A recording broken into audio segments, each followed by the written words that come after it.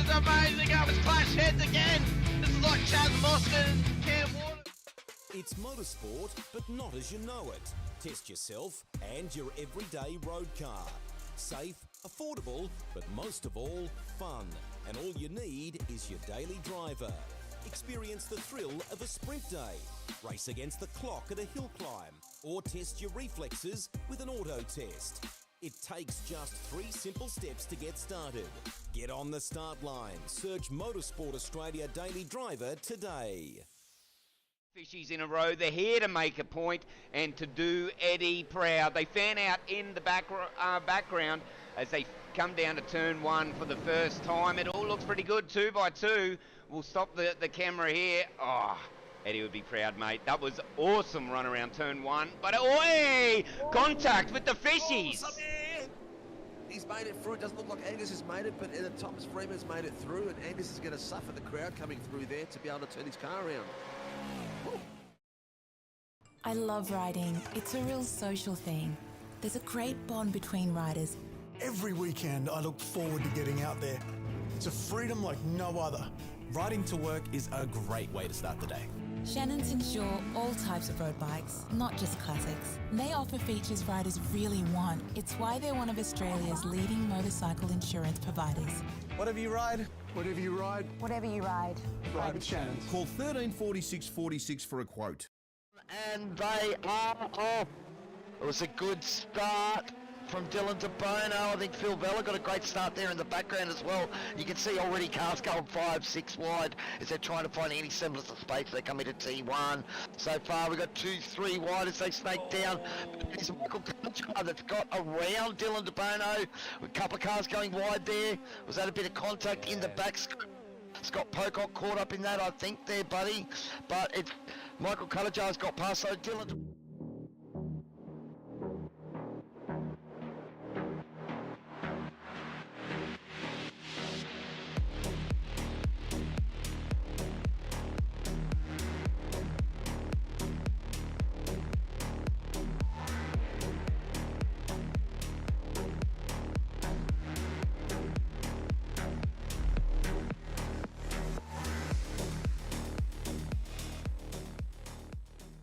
light is coming out and we're about to get going, and we have a green light and a very slow start for the 86s, but they are moving out there on the grid. It would be very interesting to see exactly which driver can capitalise on this first lap.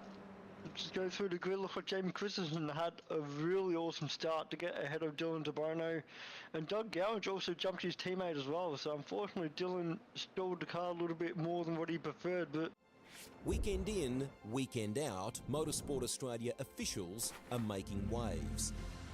From waving flags, waving cars through pit lane, or responding to a wave for help. Wave hello to new lifelong friends. Who knows, you might just make waves around the world. Ride the first wave. Search Motorsport Australia officials today.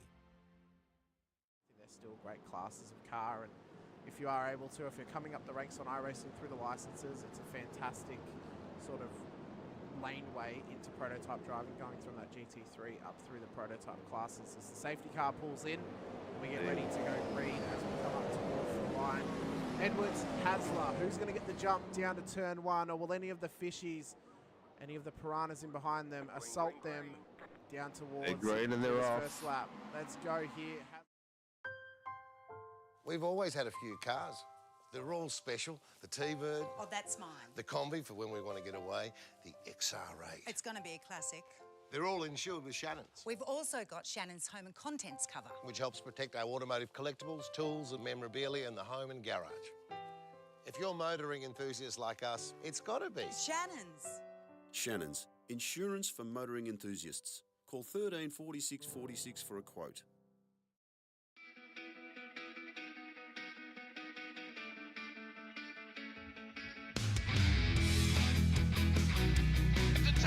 This is amazing. It was clash heads again. This is like Chaz Mostert and Cam Waters. Almost the same situation. Better contact going down to the hill. Sam Noble wants to snip on Dave Coleman now. Sam Noble bottle right now because tell you what, nice, but just absolutely drove away from us. Hayden trying to go around the outside. This is where he could have just sent it up the inside, but he hasn't committed, which is fair enough. It's very scary out there, ladies and gentlemen. Let's see if he gets a good run. Dodds just absolutely needs competitive. Really nice move. Blake Delaney had to move out of the way.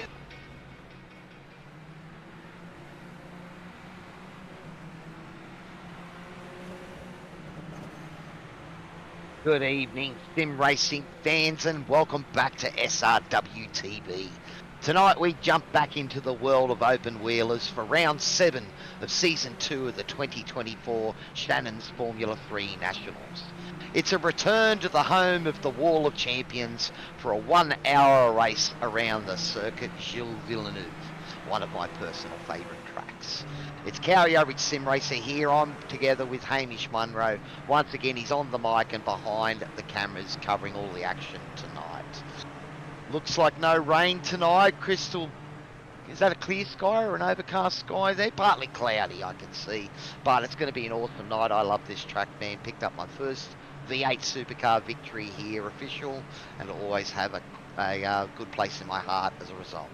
Yeah, it's one of my favourites, especially from the Formula 1 games, Cowie. It's a track that I used to always win at on the F1 games, so great to always come back here for some open wheel action. Of course, obviously, as you mentioned, round 7 of the Shannon's Formula 3 Nationals, but also for the next round of the F1 Shadow Series as well, since the Canadian Grand Prix is this weekend. But great to be back in Montreal. As mentioned, it's one of our favourites. And I think it's a track that really produces not only some fantastic racing, but also some great chaos as well. It's almost the perfect street course, if you will, perfect road course or street circuit. And it offers so much. It's a nice fast-paced circuit. It's not too challenging, but there are sections that can catch a lot of drivers out. Obviously, the Wall of Champions at the final chicane, the first chicane on the circuit as well, and then even the hairpin at the end of the sort of back section before you come down the 2 straights. What else can we say about it? It's a track we've been to the most times. We've had 7 previous winners here, Cowie. Will we get a new winner here tonight? Who knows? There's only, I believe, 1 previous winner in the session. No, there's 2. So Doug Gowans and Daniel Byrne are the only 2 previous winners that we have actually got in the session, as Matty Jones, Daniel Byrne, Brad Hudson, Phil Vella, Michael Cuttager, either not here or they're not signed up for the series this season. But it'll be pretty cool to see, but we have also got the opportunity to get a new lap record here tonight, obviously, with the new car as well. We'll see how they go, though, but it's going to be good. Well, the thing is, as you said, Dylan De Bono without a victory here, so I think, the way Dylan's been going this season, it's certainly a chance of another new winner here at Circuit Gilles Villeneuve. He's, 10,012 points at the front. And, again, with a great result last week, that gap is now, 88 back to David Gallo for Carlin's Motorsports. So, yes, 88 there, just trying to do math in my head, while I'm trying to watch a practice leading into quali. But it's a big lead to have with only sort of 3 rounds to go. That drop round will, shuffle it back up after next week. But looks like Dylan, he hasn't got that top step for this championship, the F3s. He's had a couple of close goes, but it looks like he's in the dominant position this time round. Well, he isn't in the session as of yet, Cowie. I know he was questionable and if he'd actually make it, as he decided he wanted to watch State of Origin instead of possibly racing tonight. Don't know if I trust that decision personally, but that, of course, I am a Victorian, so you'd have a better understanding of it than I would, Cowie, being a Queenslander. But he could have a big drop round available and be able to have that night off. I know that, I'm just going to hope that no one puts any results in the chat so I can watch it after tonight's race. But we've got a job to do, Hamish. These guys are out racing and they're here to be serious tonight, take on the Wall of Champion. I think that's where we're going to see that pace differential between the pros and the pro-ams and the ams, is how hard they're really going to attack the chicanes around this track. Yeah, I think it's going to be all about managing those curb strikes, but also managing how hard you attack those curbs. As we said, curbs are incredibly important around this circuit. They're they're almost everywhere, but they're imperative to getting that perfect line through corners, aren't they? Especially through the chicanes. You know, you've got to attack those curbs through the chicanes, otherwise you're not going to get the more beneficial line. And you can then also run it out wide into a wall, or also oversteer into a wall on your, preferred side of the corner. So it's going to be difficult for these drivers, but it'll be interesting to see how they go. Qualifying, I think, is actually going to be very imperative here tonight. If you can qualify up the front, you're going to get away good, because a lot of the chaos is going to be in the mid-pack towards the back of the field as well. Yeah, look, it's not a track that is really easy to pass on. It's not a track that's hard to pass on. It's one where, you can race. So, the first probably half of the lap or first third of the lap doesn't give you too many opportunities apart from sort of coming into that first braking zone.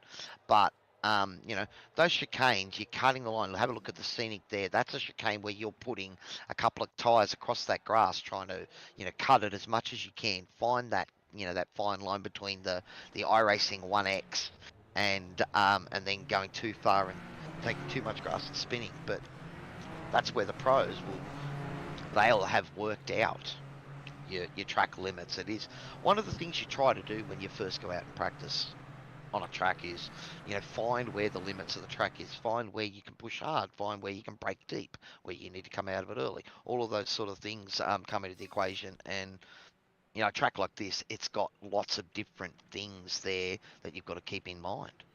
And a open wheeler that probably doesn't like big hits of the curves either. Well, it's not only the track limits, but also the grip limits as well, and understanding where the grip limit of the car is around here and getting up to speed, obviously. Importantly, Keegan Corbell, car 399, has got a pit lane start penalty here tonight for failing to serve his drive-through penalty correctly last week out at Motegi. So even though he's on track, he can set a time in qualifying, but he will have to start from the pit lane as a result of not going and doing that black flag properly last time by. So that's the only penalty, I believe, that currently stands here tonight going forward. So, but we'll see if there's any more that get incurred throughout the proceedings, because we know that this track can lead to a bit of carnage and really offer us up some spice in terms of championship standings. So we've had a couple of tracks like that the last portion of this season. Obviously Long Beach, and then Motegi in the rain, and then this week at Circuit de Gilles Villeneuve. So it will. Sheepy just had a big loss in the race at the Wall of Champions, and he's been collected. I could see that happening there.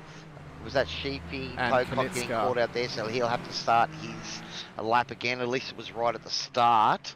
We'll put him a bit out of sync. Look, the other big talking points, we did talk about the rain last week at Twin Ring Motegi, and a bit of chaos and fallout that's come out of, those instances. Another loss there. That was Gallo losing in front of his teammate.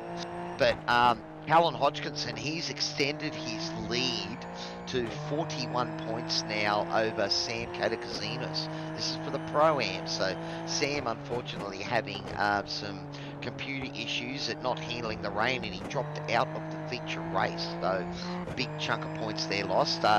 Nathan Verney, he's about 107 points behind Sam. So, not out of it yet, but 100 points with drop rounds still to be applied. That's a fair chunk. Yeah, it's not a good round to miss out, and if we get any more rain, then Sam could be saying bye-bye to that championship, because he could drop out again, being that his computer can't handle the rain in a session. We'll have to wait and see how it plays out for this series, but we also have another good chunk of points on offer here tonight for the F1 Shadow Series as well. I know there are a couple of drivers who have missed a few rounds this season, but they normally show up on F1 Shadow rounds as they usually own the track, the likes of Jordan Ferguson and others who've been here for majority of the races for that series. So we'll see if they can get a good points haul and maybe put a challenge in for their class championship in that run towards the end of the season. As we start off qualifying, Dougie Gowans has gone P1 in the laps of his teammate Dylan DeBono not being here. He has gone P1 on the road for Velocity Sim Laps with a 1:31 dead here in qualifying. So no sign of Mr. DeBono, so definitely watching the Origin tonight by the looks of it. But I think as far as it goes, he's got a big drop round there so he can afford to have a night off. But I hope he doesn't have an issue on another night, and because it could cost the championship. The other championship to have a talk about too, buddy, is the AMS as well. Matt Teixeira, he has a 3-point lead over Timothy Schmalenberg, who is 7 points ahead of Greg Johnston. So with the drop round, it would see Rosanida lead Stinkovich by 21, and then Teixeira further 8 back. So, I mean, it's tight, and what was there, 6 different names I mentioned there for that AM Championship, depending on what happens with drop rounds and the like. Yeah, it's, I mean, that part of the championship is super tight as Brooke goes P1. Although Gowan's in behind him's just picked him as well. They've both gone into the 30s. So it's tough. Why is Schmalenberg's qualifying thing that big?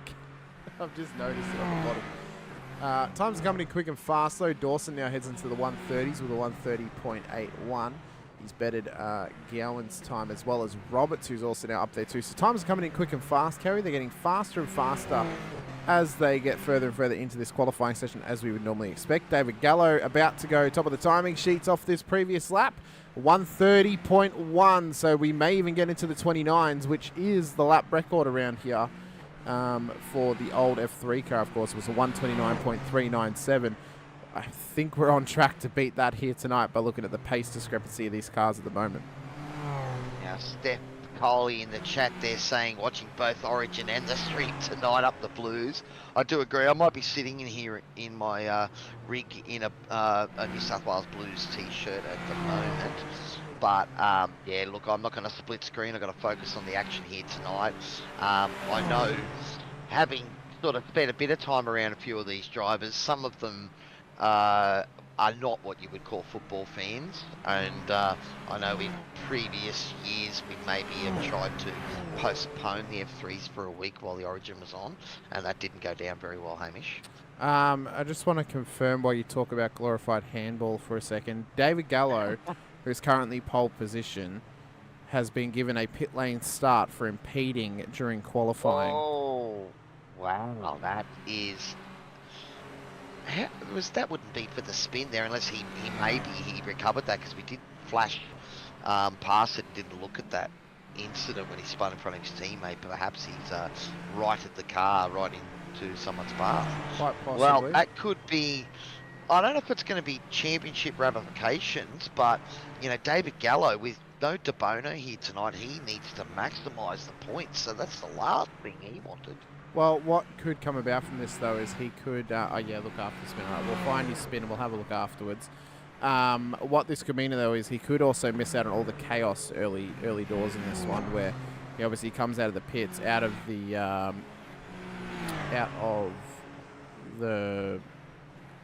gate, pretty much. Yes. You know, but when there's chaos. Is, Hamish, that at the moment he was in the same position, just at the front of the pack. This time he'll be at the back of the pack. So yeah, that's going to be a problem for him. It is not what you want to happen when your championship rival isn't even here for the night. You want to be taking home the maximum amount of points you can and put some pressure on him. So, well, it gives us something to talk about straight away. Andrew Rushworth saying, let's go Mark Cochran. And yes, good evening, Steph. I did talk to you. Also, Hutto saying, go the JWM boys, T. Schmale. I don't know if we're going to call him T. Schmale. But Timothy Schmalenberg, we know he's been sort of in and about with incidents and points and action for a couple of years now. So in a championship fight, we'll have to see how he goes. Keep a good, you know, sort of clean, conscious head on his shoulders and pick his battles. I just wanted to bring up before, Cowie, as well. Surely you are the most hated man in Queensland wearing a Blues jersey in Maroons country. Yeah, I moved up here in 91, mate. It's state of origin. It's where you come from. Okay. My drummer was walking around with the Queensland jersey on today, and he comes from Sydney. My mum's the same. She's wearing a Queensland jersey inside watching the football, and she was born in New South Wales as well. It's state of origin, people. You know, you're not supposed to be turncoats. We know the real state of origin is when they have the Vicks versus the All-Stars for the AFL. That's the real state of origin people care about, obviously. It can't be a real origin because you guys canned the you know, the concept. No, I know. So- They should have kept it. They should have kept it. They do it. They do it at state level, but they don't do it at national level, which is unfortunate. You know, the NRL, or sort of the ARL, I think it was NRL at the time. They jumped in at the right time when rugby were the ones that had the origin to start with. Rugby union. They let it lapse. League took it over. You know, bang, became a big hit, and you know the rest she wrote. But if we have a look here at the times, David Gallo on top of the table, but does have that pit lane start. So it is Dave Roberts that has jumped to the top of the train and actually will have a spot all by himself on the front row. If he can hold on to that. Matty Gerard and Doug Gowans, so the two Velocity SimLab boys there filling the void with no Dylan DeBono, P2 and 3, and Daniel Byrne, P4. Well, he's going to have his teammate a lot of cars behind him, so it's going to be a lone Carlin's Motorsports car fighting a couple of Velocity SimLab machines as we've seen recently. Well, there has been news that has broken, Cowie, regarding Velocity SimLabs. Tyler Sheaf will be leaving Velocity SimLabs as of the end of the season for SRW, so he'll be going on to different and new ventures for Sheafy. We'll see how that plays out for him, but it's still working out for Velocity SimLabs as well. For the SRW team. Not Sincard, no, he hasn't, no. I know where he's gone to, but not willing to reveal that just yet. Fair enough, fair enough. Keep your secrets. I will. Up the blues for Bubbles. Yep, see, you know, there are some sensible people out there on the internet. That's Keegan, by the way. Just to confirm He's that. having a good run so far, As Keegan. Dave Roberts is about to go pole position here, Cowie, just quickly cut you off as he crosses the line. Is it good enough, or was the last sector poor?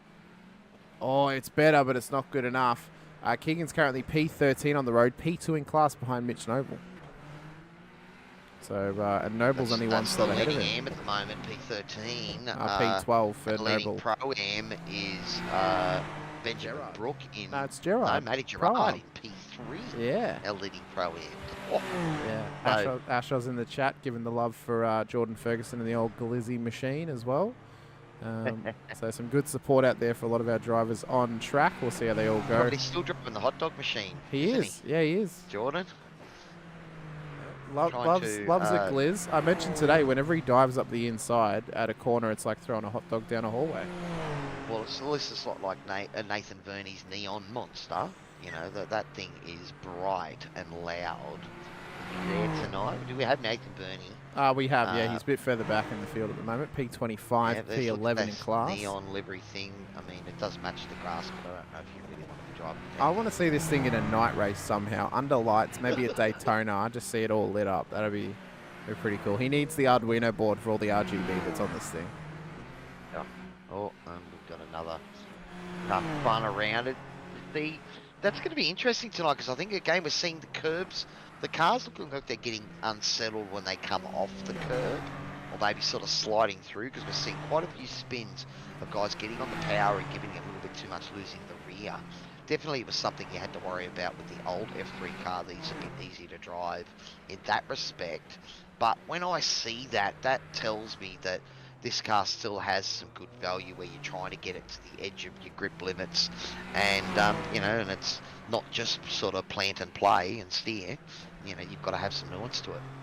Yeah, I think well, when I checked in practice earlier, it was a bit of a hot track, or it was getting to that point. 44 degrees now, so it's actually up 7 degrees from practice. So it's only getting hotter and hotter out there. Not quite. It's pretty unusual actually for Quebec to have hot weather like this. I suppose they're coming in towards their summer, so maybe it's warm there during summer. I'm not 100% sure, but yeah, the track's just getting hotter and hotter, so the tyres are going to get a lot more slippery. They're at least not limited to tyres tonight, unlike last night for the supercars and their enduro. But yeah, I think it's going to be a real test. I think, you know, Montreal, or Montreal, I should say, hot track plus concrete walls plus high speed equals danger, danger, danger for these drivers. So they are going to have to be on the ball tonight, trying to stay as clean as possible. That's one question we sort of, you know, with the old F3s, we knew that tyres just wasn't worth it unless you had to do like over an hour race. Are there any drivers out in the chat there? Are you taking tyres in these pit stops this season? You know, it doesn't seem to be quite the jeopardy of cold tyres that it used to be on the old model cars. So we might see if some drivers can let us know that, rather than speculating. On that count, I do apologise for last night, Hamish. I didn't give you any of the dirt. That's all right, mate. I've been building my table, mate, so I forgot about. That's all sending good. it through to you. I think our surmising kind of, we figured it out in the end what the strategy was realistically going to look like. Like any enduro, we figured it's going to be more likely a 2-stop with some fuel saving, 3-stop without, and you just break it up into chunks, and that's pretty much how it worked. But I said the majority of the field's probably going to go for the 2-stop. Well, it was a 2-stopper. It wasn't a 3. It was a 2, but Yeah. you were about 4 laps short of a 1-stopper. So when the safety car come out, it opens out that 1-stop last night. So it was interesting, but we are coming to the end of qualifying here. These guys will get to finish their lap tonight because it is not a sprint round.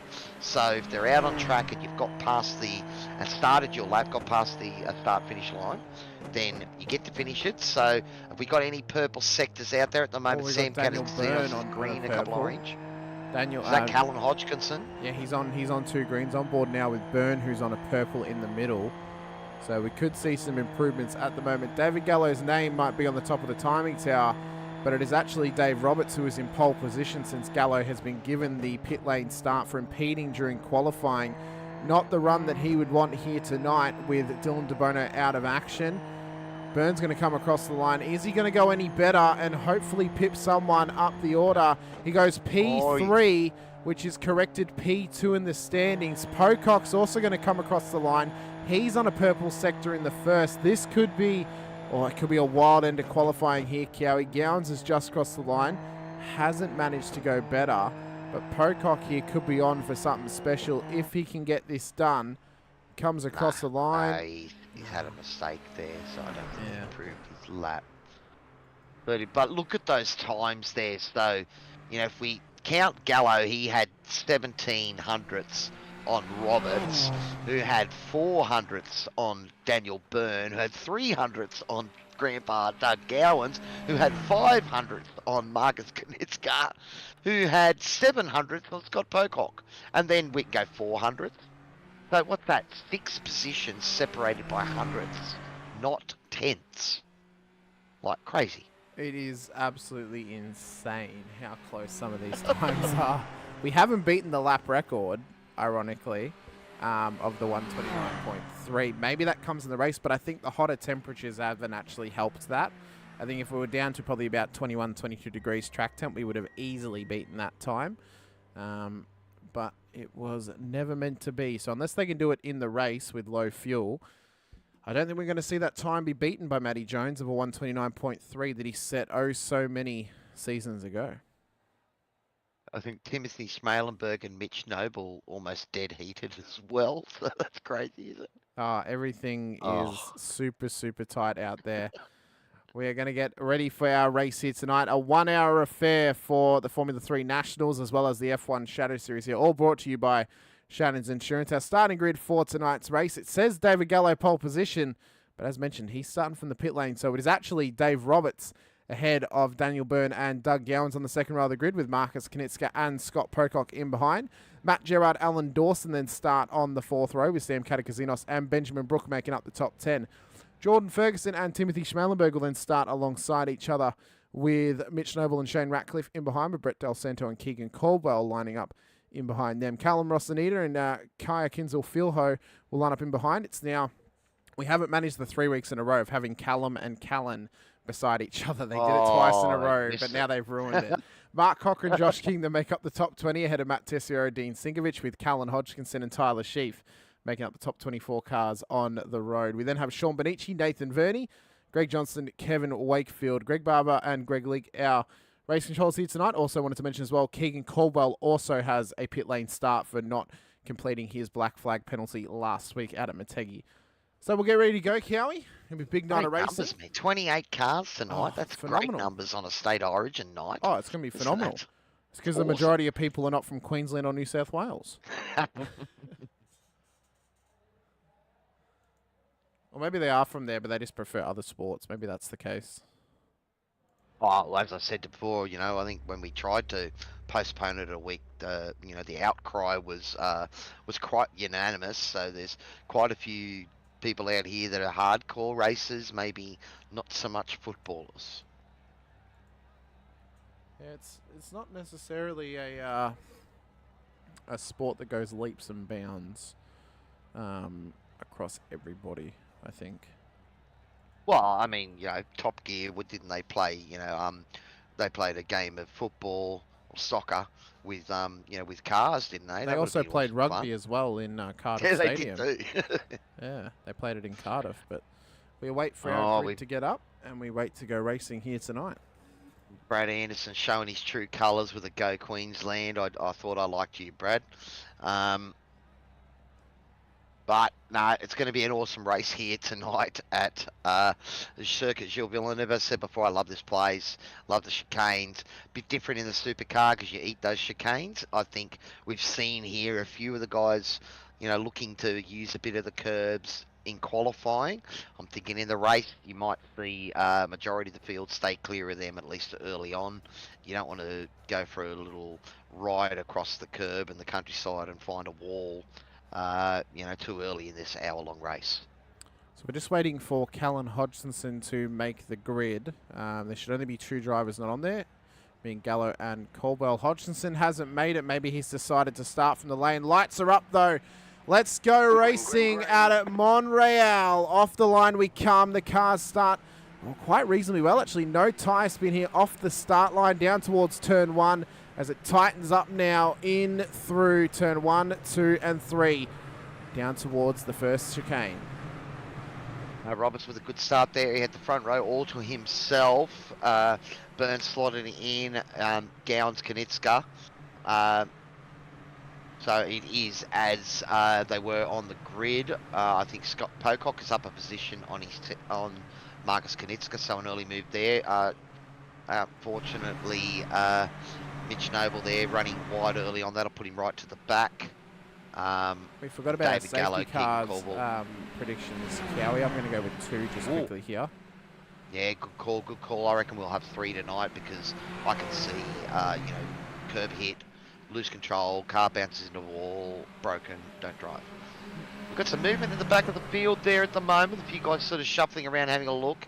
At the moment, Alan Dawson up to Sam Katakuzinis up to early on. But again, remember one of those spots is Gallo starting from the pits. Looks like he's catching right up onto the back of the field already. Keegan Caldwell not far behind him.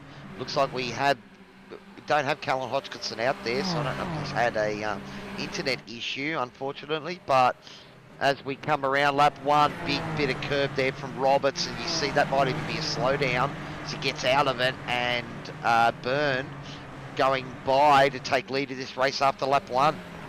Yeah, a crucial mistake there off the curb strike for Dave Roberts. He's already given up the lead of this race to a former winner at this circuit in Daniel Byrne. We know that he is one of the more talented competitors, a former F3 Nationals champion, as well as the defending Formula 1 Shadow Series champion as well. So he's looking to continue the run on to claiming that championship for a 2nd year in a row. He's currently sitting Byrne to Roberts to Gowans to Pocock to Kanitska to Dawson to Katakuzinos to Gerard to Brook. As Sinkovic just quickly here has had a moment in the background and he's in the wall at the chicane. Oh, this could be early safety car here. He's parked it up and I reckon he's called for the tow. Yeah, I think so. We'll have a look and see what happened here. Also, guys, if you want me to respond to your comments in YouTube, don't put up any spoilers about the football, because if I see another one, I will be turning it off. He lost the rear wheel, Cowie. That is for sure a tow. Yeah, does look like it. And he's still parked up, and I reckon we could have an early safety car here. Have we heard a call from race control? I haven't heard anything yet. It is early doors, Ashos, it is. Yeah, so Callan Hodgkinson rejoining in, so he's had a connection loss. And safety car is out on track. Safety car is out, yeah, there we go. So it is our first of a possible either 2 or 3 tonight. This is not allowed to be the only one. We have to have multiple. Now, Callan Hodgkinson, that might help him there because the safety car immediately let Callum go by to get one of those laps back. So he might be able to get up on the back here, get a wave around and get back on the lead lap. That might be a stroke of luck for Callan, hopefully. Henry thinks he may have underestimated the safety car count. He agreed with me Yes, and I know said it's so 2. hard to not put spoilers, Steph, but it's very easy for me to turn off YouTube and not talk to you guys tonight, so just keep that in mind. Josh put in there Dumbledore dies as a spoiler.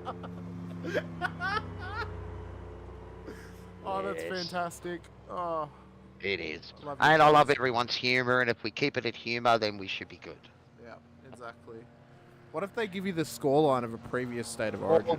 Just put the scoreline up there before, so that's why I said, try that again, and I'll be closing it down, and I'll just let you talk to them. So, nah, look, I have no problems with, sacrificing my State of Origin night to come here and talk about F3s around such a great track.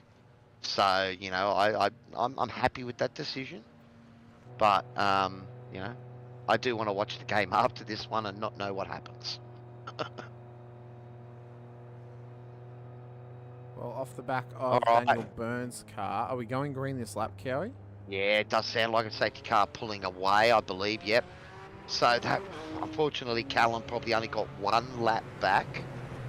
Is Callum still 1 lap down, or is he 2 laps down? Yeah, he's still a lap down, but I think going off our predictions, he'll probably get the lap back, let's be honest. So, yeah, good chance that he'll get it back, but I thought he might have got on the toe and been able to get another wave around, but race control is not mucking around tonight, so, only the 1 lap under the safety car. And a bunched up field. Does safety car breed more safety cars? I went with 3, you went with 2. Yeah, I'm looking a bit on the bubble at the moment, Cowie, I'm going to be honest.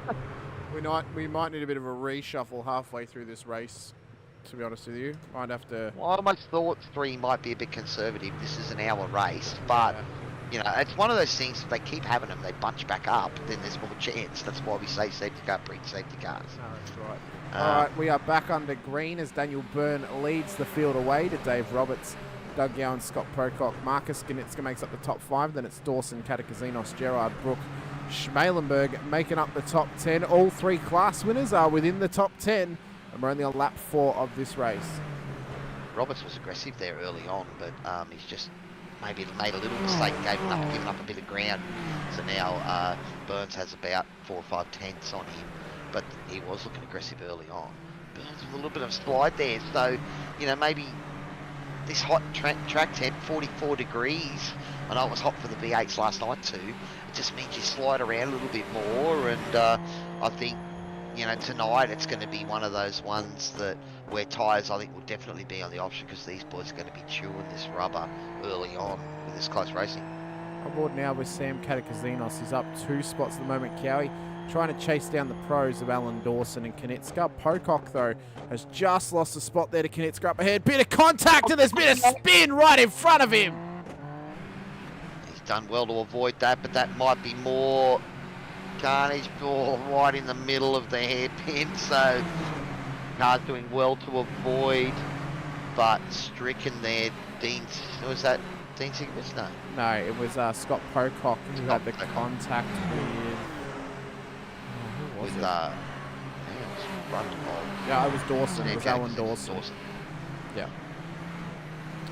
So... I'll call out. They're going to have a look at that on race control, but at the moment Daniel Byrne has got that gap out to 1 second now.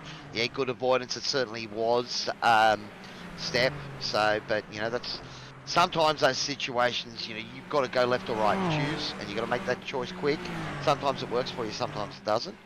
But yeah, no, good avoidance, and lives to survive another day. I'm going to be honest with you, Brad. That was complete coincidence that that spin happened as we were on board with Sam.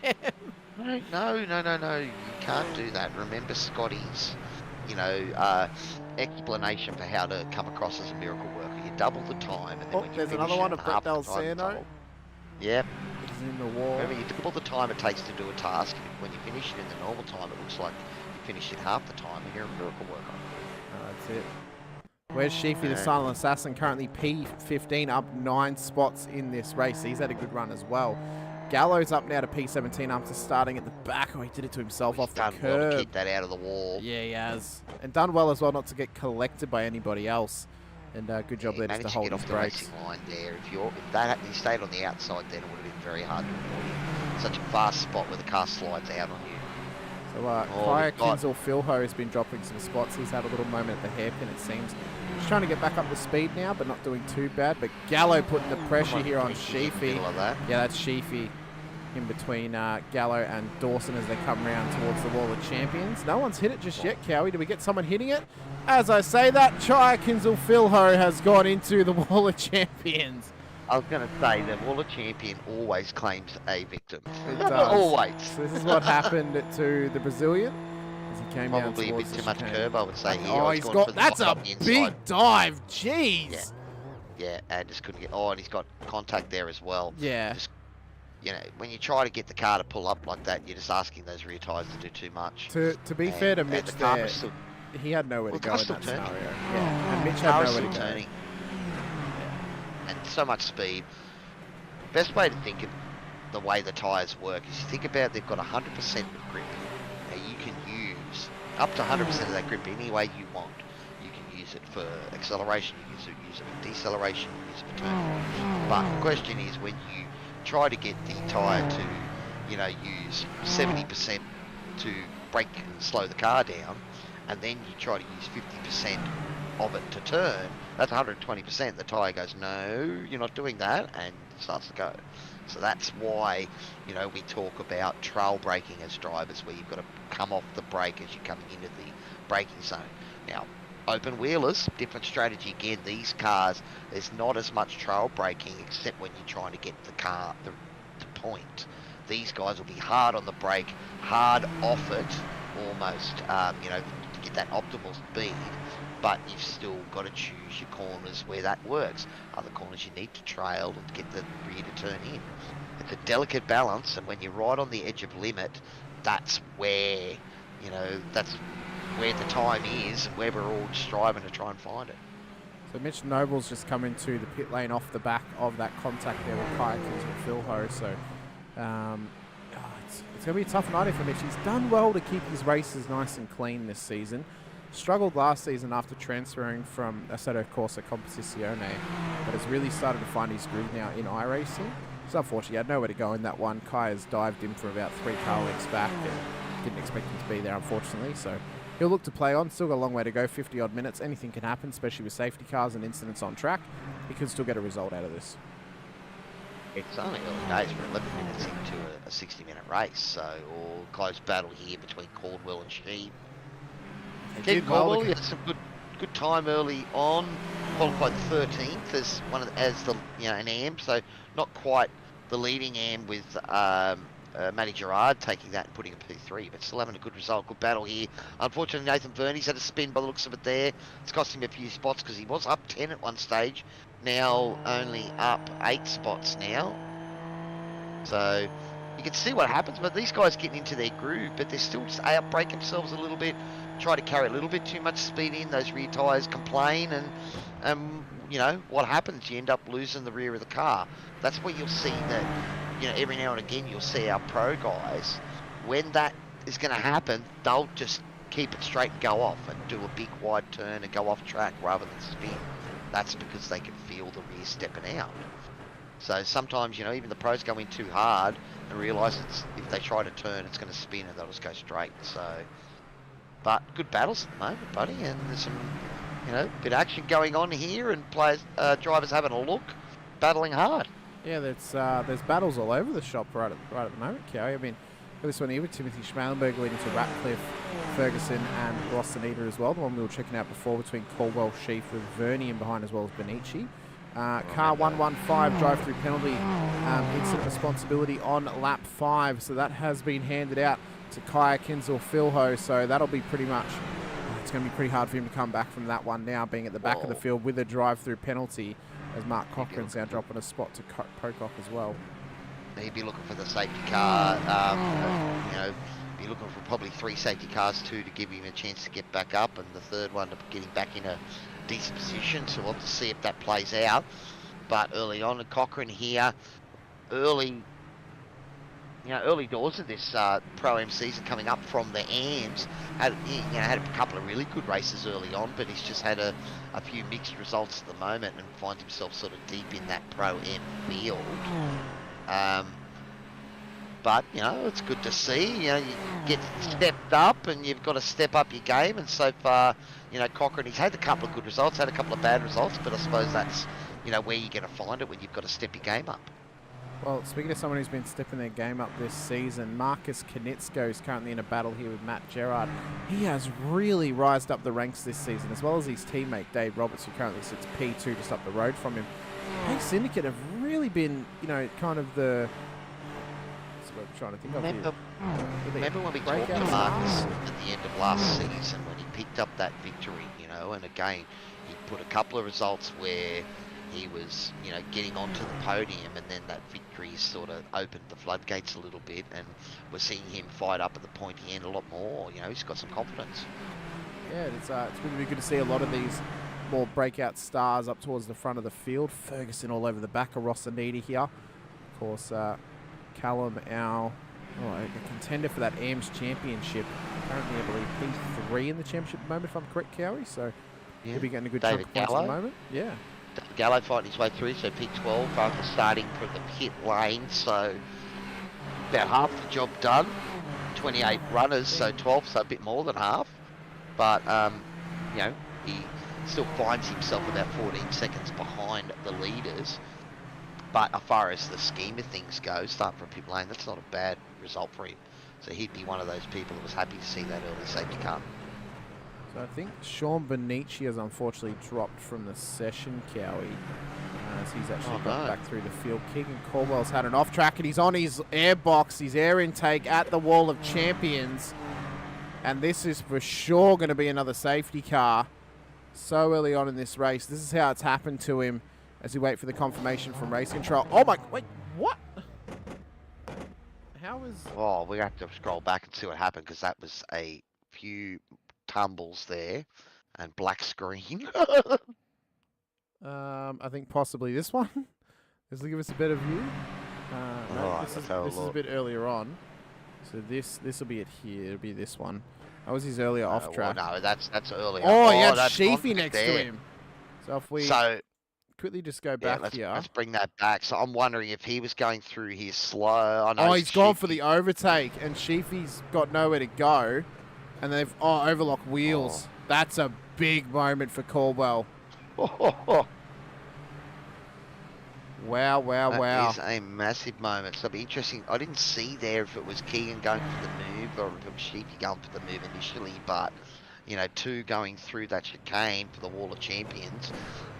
Safety car number 2 out as a result. Can I change my prediction, please? Well, you can, but it won't count anymore. Oh, well, I think we're on track. I'll say that we're on track for 4 safety cars. Yeah, look, as I said, when I said 3, I thought that maybe would have been conservative tonight. But I was giving these guys some credit. You know, no rain tonight. It's a dry track. But then again, I suppose I should have paid attention to the track temperature. I mean, 43 degrees. That's about as hot as you want it to be, you know, in a raced car.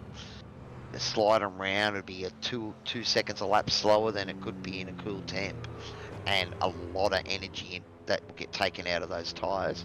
Racing incident, you reckon, Ash? Look, yeah, I agree. It did look like they both tried to give each other room, so you might be right. Race control will have a look at it, but you know, anytime a car ends up on its roof and you know, with a was it a 3.5 twist with a pike there, I reckon that dance. Race control's probably going to have a look at it. How many points on Tony Hawk Pro Skater 4 do you think you got off that one there, Cowie? Oh, well, the problem with Tony Hawk Pro Skater, you've got to do grinds and then do tricks on the grinds so you get the combos going. Skate 3 then. He did get a combo going there off the wall, so... Yeah, but no, I agree. I think we saw Keegan went for the move down the inside. Sheafy, apart from being able to cut the road, really had nowhere to go.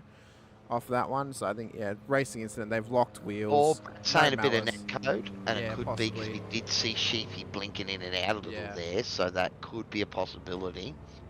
Yeah, Steph loved that game too. Yeah, good to see.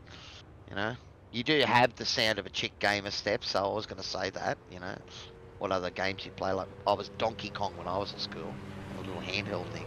I still got my Donkey Kong, actually. Well, talking about Pro Skater, Tony Hawk Pro Skater 4 is the best Tony Hawk Pro Skater game. I will not hear any other comments about that. I mean, Pro Skater 3 is good, but Pro Skater 4 is good. Did you see the interview with, I can't remember if it was with one of the podcasts of that, and how much Tony money Hawk was he made? talking about the money that he made from the game, you know, and he said, they sort of sat down, you know, we'll just let you know that, you know, he's, oh, what is a good decent amount of money? They got to look, you know.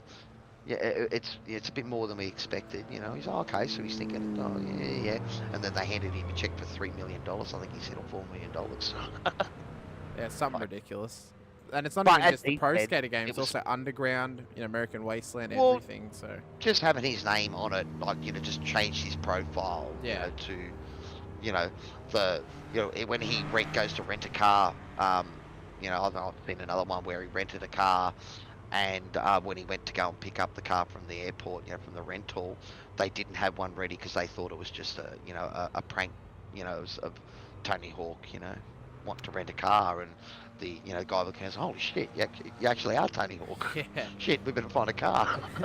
Steph McCauley saying Need for Speed back in the day, the good one where you could change everything on the car. So I think she's speaking about Underground and Underground 2. Need for Speed. Yeah, so NFS Underground and Underground 2. I love both of those. I prefer Underground 1 personally. I know a lot of people prefer Underground 2, but I love Underground 1. You've got to go back to the PlayStation days, buddy. Need for Speed, Hot Pursuit. Hot Pursuit's good too. It was and Most awesome. Wanted as well. Hot Pursuit was the one, just those scenery. When they brought out the Need for Speed movie, you know, some of those shots from, you know, they matched it to that Need for Speed game. I thought it was awesome. Hey, Andrew, Tekken on the PS1? Tekken is goated. I love Tekken. That's my preferred fighting game as well. The chat are just absolutely... They are running my personality hot right now. Tekken, NFS. Star Wars nerds? Any Star Wars nerds out there with a PlayStation 1 Masters of Terrace Kasi? Well, I was about to say, Kelly, I've been playing with Sheafy and with Jordan recently Star Wars Battlefront 2, the original from PlayStation 2. And it's still as good as it was back in 2005. Masters of Terrace Kasi was the Star Wars fighting game. So you could, you know, Darth Vader against Luke, and it was, you know, basically like Street Fighter.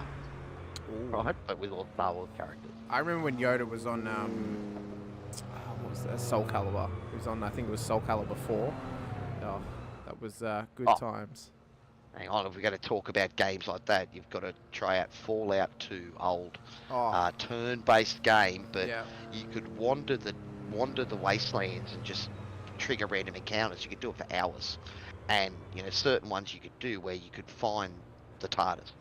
Sounds like in the brain. It sounds like me and Kelly are gonna start having a games podcast in future where we talk about old games.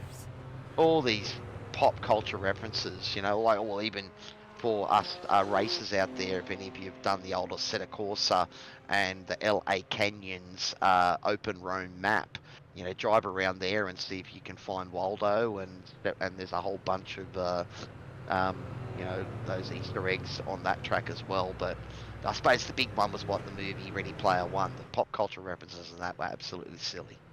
Well, I thought you were actually going to mention Toka Race Driver and the absolute horrible scan of Bathurst they had.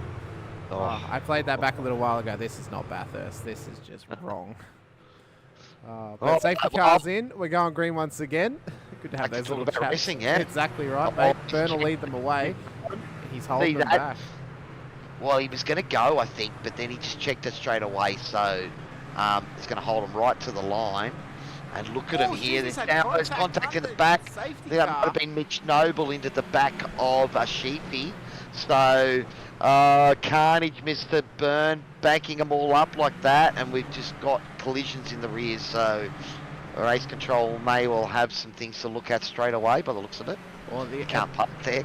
Well, at the end of the day, you got to be prepared for checkups like that. If you're not prepared, then know. Yeah, they're concertinas. They're concertinas on you. So, you know, if they check up through 1 and 10. If you're in 20th, it was going to be crazy for you. It checks up so much.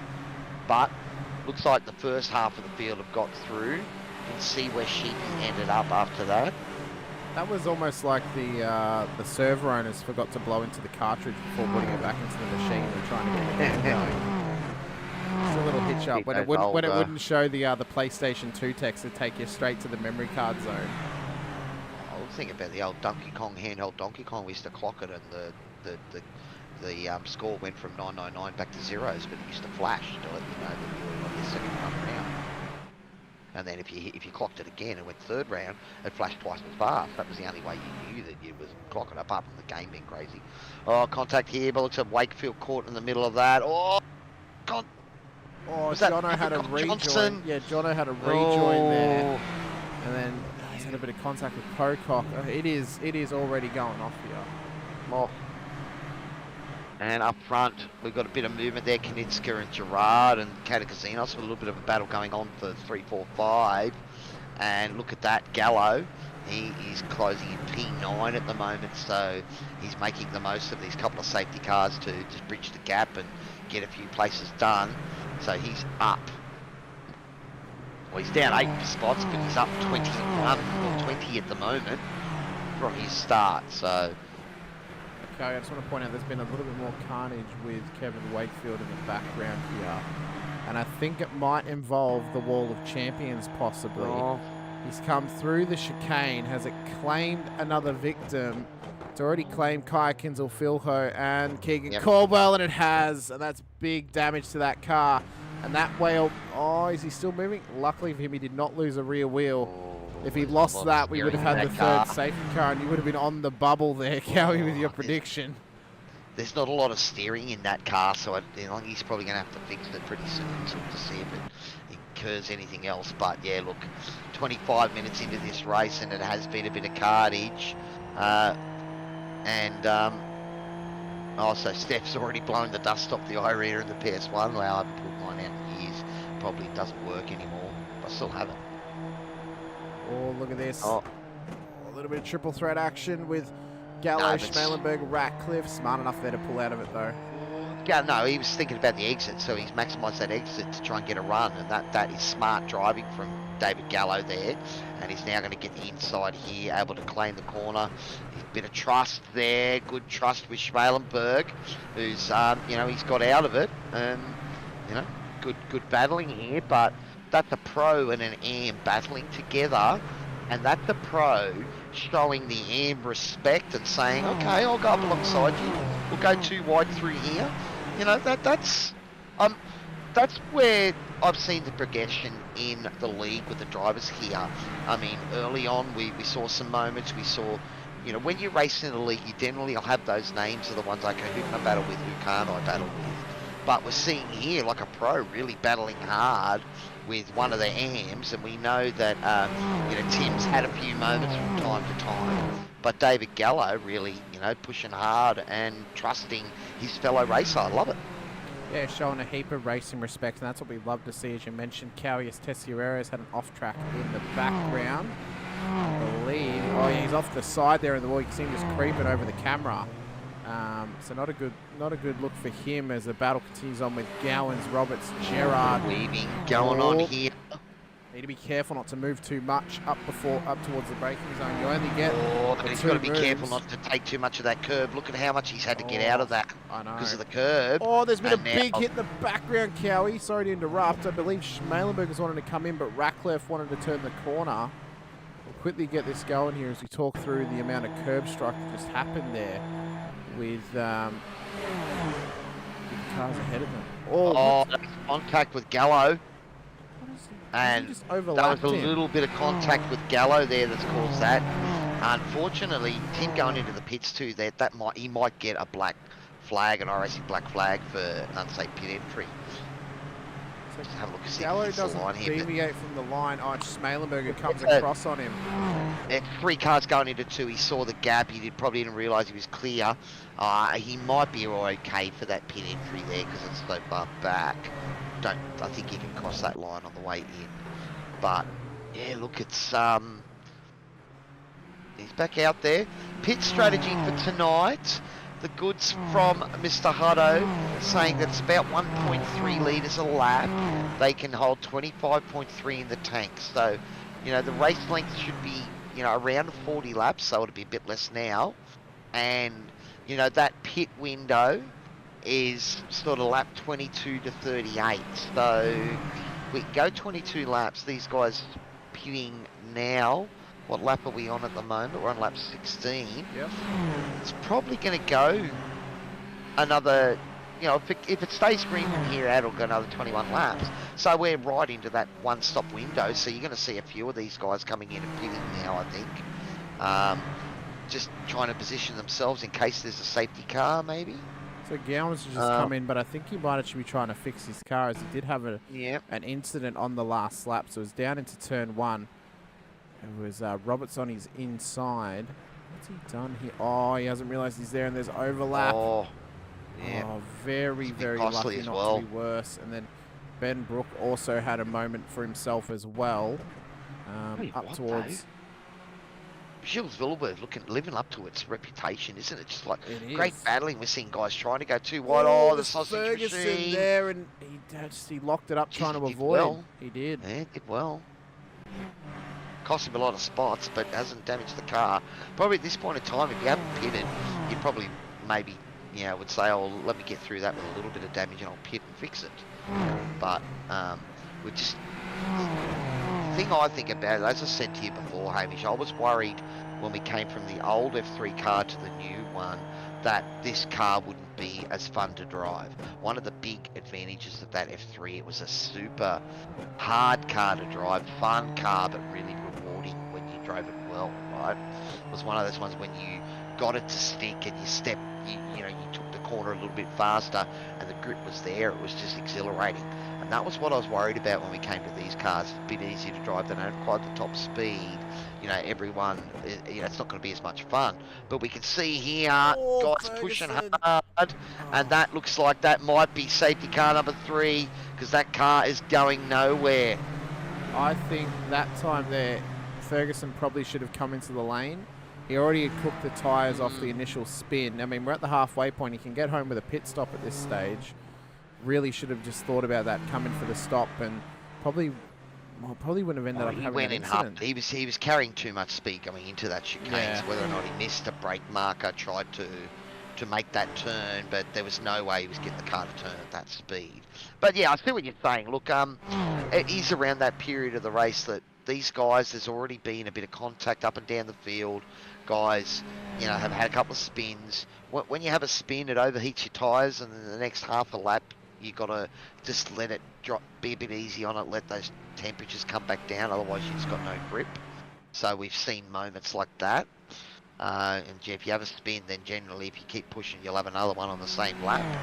But, you know, early damage, we've seen people that have maybe driven to the pit window, then pitted, fixed their car. So I think that's why we saw a flurry of pit stops around that lap 16 mark, because then everyone knew they could get home from there. So Daniel Byrne, or pretty much the whole field coming in now. Tell you what, Kaya Kinzel-Filho has actually done well to come back here from initial contact with the wall, but then also with a drive-through penalty. He's up back into P13 at this stage now, within half an hour. So there's still a chance those guys who've had crashes early on here up to this point to actually come back by the end of this race. He did P9, pitted on lap 9. Yes, I thought he would need to pit again for fuel, because I thought he was going to be a little bit less. Nathan Verney pitted lap 11. Nathan Verney is one of those guys that he will roll the dice if it's on. I mean, he will need to pit. He's got out in front of the safety car. Hang on, he needs to come back, because he's now going to be a lap ahead of the whole field. No. He's on the lead lap. He's going to come around and he's going to be a lap ahead. Well, he hasn't pitted yet. He hasn't. If he pits, then he won't. But, oh, that's interesting. I don't know how that's going to work out, but this is going to give him a massive advantage, Cowie. Because he can go full pace around. And well, I think race control are going to have to do something about that. But yeah, because he's gotten a huge. Like they all had to wait for the safety car to leave the lane, He's stayed out, and he's going slow now, so he's going at safety car pace, but he's got a massive advantage off this because he's going to come in, he's going to pull it up, and he's going to come out well ahead of where he was, just based on how much he's now gained over the rest of the field from that. Yep. Okay, yeah, so it looks like they picked it up, and he's slowing back to fall in behind the safety car. So Andrew, I don't know what you're talking about, mate. I said there'd be 4 safety cars, not 2. I thought we established that we corrected ourselves. Yeah, you're allowed a correction. I'm on wood now with 33 minutes gone, 27 minutes to get. I think 4 is probably going to be the number tonight. But, you know, we'll give these drivers some faith and trust in their abilities. But then again, 42 degrees is track step still, so it's pretty slippery out there. It's gone down, luckily. Seen a few moments. Unfortunately, Sean Bonici's internet crashed. Sad to hear that, Oh, Sean. no. Hopefully you can get that sorted before the next race and have a nice clean run home towards the end of this season as well. You did miss here, Andrew. I don't know what you're on about. Who said 2? Who would think we'd only have 2 at Circuit de Gilles Villeneuve? And Nick Schmalenberg saying normally I'm racing in it, not watching. What's the go, Nick? Timothy, you know, flying the Schmalenberg flag all by himself. Couldn't get it out then. The Canadian government only let one of the Schmalen bombers in. That was what it was. It was a visa issue, was it? I think so. It was an import-export issue. But Nathan Verney will likely need a pit stop. Going to do another lap. Yep. And I think Verney's probably going to come into the pits. Although he actually has had a stop, so he's the genuine leader of this race. Yeah, look, lap 11. Look, it's close. Like 22 to 20. Well, hang on. What was that pit window again? Let's think. He pitted lap 11. The pit window is 22 to 38. So possible 2 stop if it stays green. So okay. So does that? I don't think he has the pace. I don't think he has the pace to keep it up because we know how quickly. Probably not. His best laps are 132 compared to the 130s at the front of the field. But he also does have one of the widest F3s in existence from previous race history. Nathan Verney is one of those drivers that when he gets in front, he can be awfully difficult to pass. So I wouldn't be surprised that if he can actually make it home here. The rest of the field pitting on lap, so they got 8 laps on him. Well, Sean is saying a driver hit his junction box in the street and killed the incident, among other things. Asking the question. What's he asking? Yep, asking about the race route because he snows Bernie out in front of him, but I think everyone else pitted. Nathan stayed out of the pit, so he's rightfully out front where he deserves to be. Just the drivers questioning that. Well, it's paid off dividends for him here. Whether he's going to need another pit stop or not, we don't know. Nothing against Nathan. I don't think he's going to be able to hold the lead because these guys have got incredible pace over him, and you can get moves done even just down the straight from the toe. We'll have to wait and see. But look, 23 laps seems to be the fuel capacity. He pitted on lap 11, so that gets him to lap 33, 34. Well, it was at the moment. It was the start of lap 11. This race is going to be out of 30. 10. So true, but this race is going to probably only be a 34, maybe 35 lap race. So I think he's right on the bubble of his fuel strategy, and it's definitely they're the sides of the game I love. I meant the racing game, not the simulation. Game simulation argument. So I'm talking about the environment and the theory behind sort of racecraft and looking at that fuel strategies and saving and if it works or not. So Nathan Verney, bit of a same mold as myself, and there's someone spun in the rear and hit the wall. Is that Sheepy? That's Sheepy.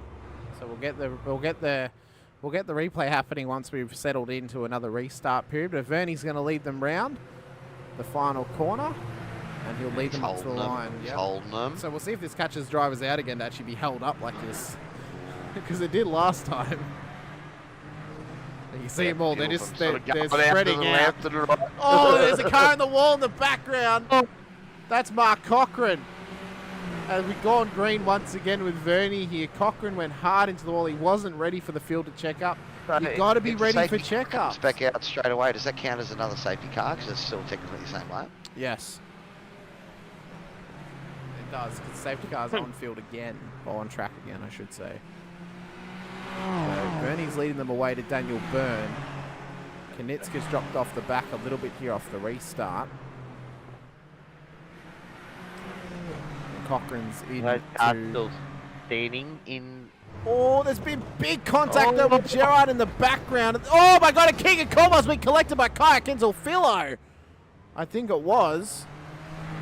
It was Kinzel-Philo. Oh. Left, right, and centre, Cowie. It's absolutely going off.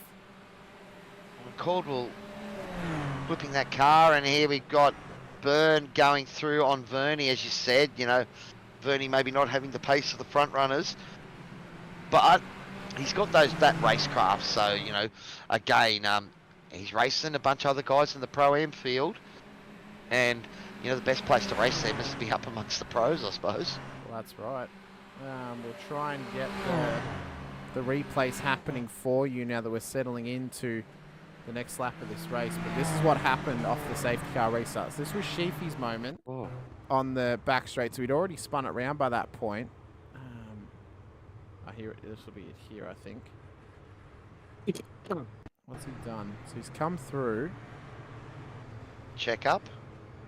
Oh, yep. Yep, he's done that to avoid hitting the car in front. So he wasn't ready. Maybe wasn't looking at his rig at the time until he looked up and there's a car. He's almost going to hit a car. There's Cochran. What is that? That looks like a wheel failure. It could be. Could be. Because that was like direct 90 degrees to the left, and then this was Gerard. Was he towed without permission there, maybe too? I don't know, but this was Gerard trying to check up. No, he was trying to make a move there, and then he tried to avoid contact, so he's done well. But look at the number of places that's cost him. And then there's the contact in the background there with Keegan Caldwell. He's looking at a move. Oh, so he wanted them. Just gone straight into the back of him. He actually wanted the move on Kaya. So they've come down. Oh, he's battling. Who's that? Tessuero. Right, so that's what's happened. He's been battling in and out. There's another car there. I mean, it's sort of one of those things, maybe a little bit of a blind look into that corner, but pretty crazy driving when the field's bunched all together. So I think, was that Ann? Sorry, Brad's saying race control going to be busy tonight. I think they're not done yet. Looking at that. No, they're definitely not. Week 13 from Gordon. Yeah, maybe a bit of week 13 madness. So those don't know about iRacing. in the Wall of Champions. Sorry to cut you off again there, Cowie. So there's soldiers left, right, and centre left all over the track here. Yep, and I think this will be our fourth safety car of the night. I was about to say fifth. It's our fourth safety car of the night, I think, off the back of this, because that's big damage on that car. Yeah, been told to hold position, so it does look like race control.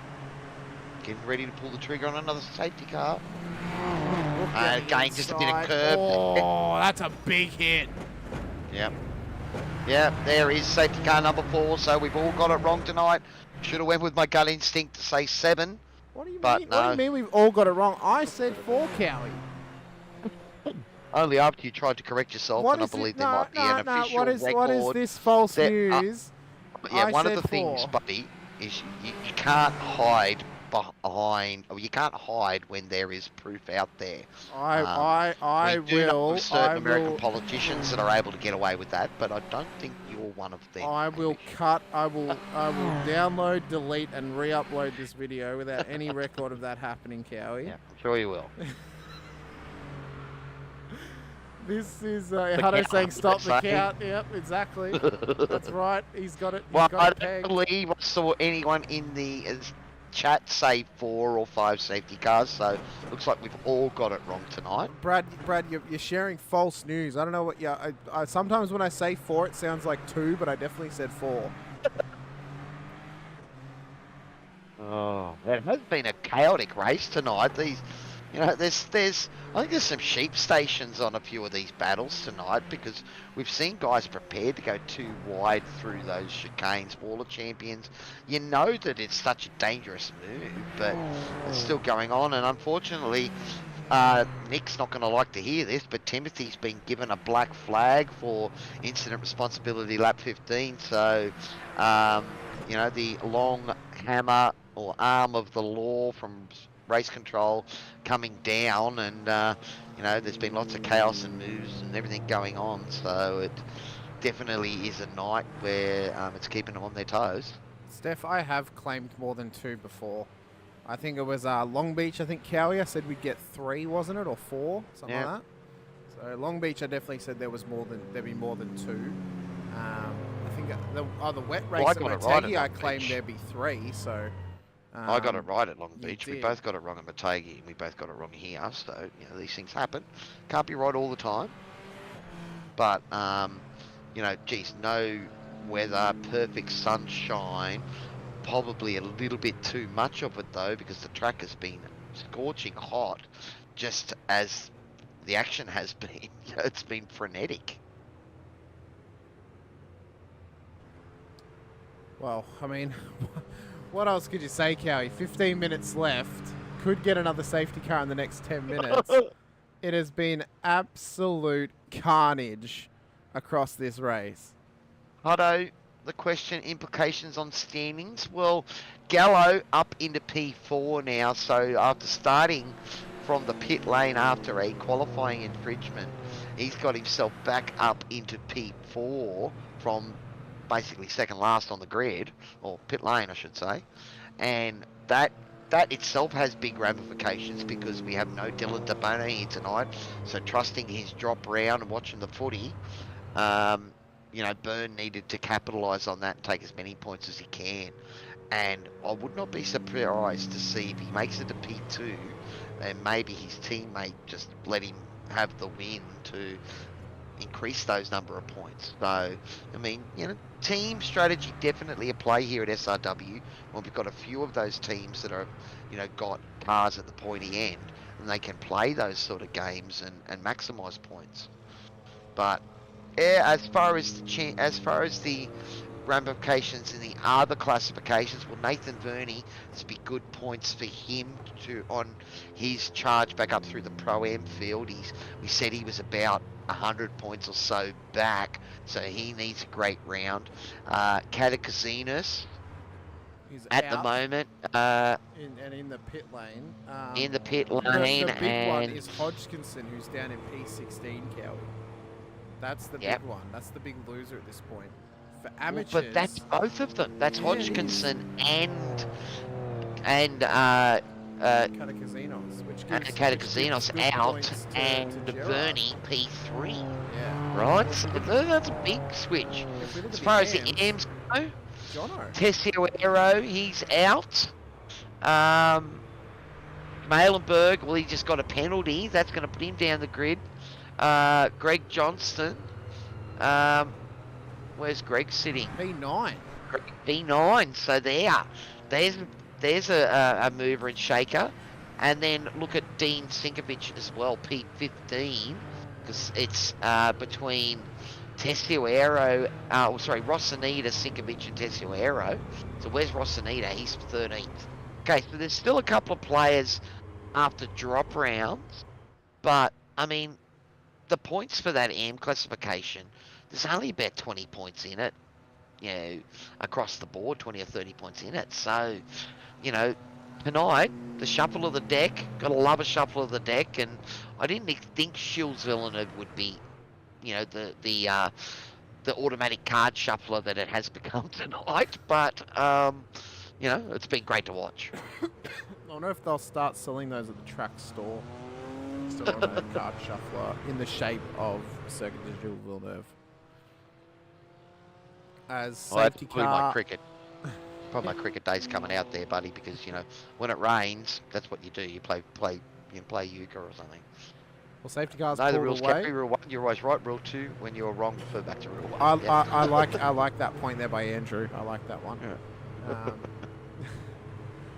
Well, Daniel Byrne's going to have control of the field. We will see if checkups play a part to play again, Cowie.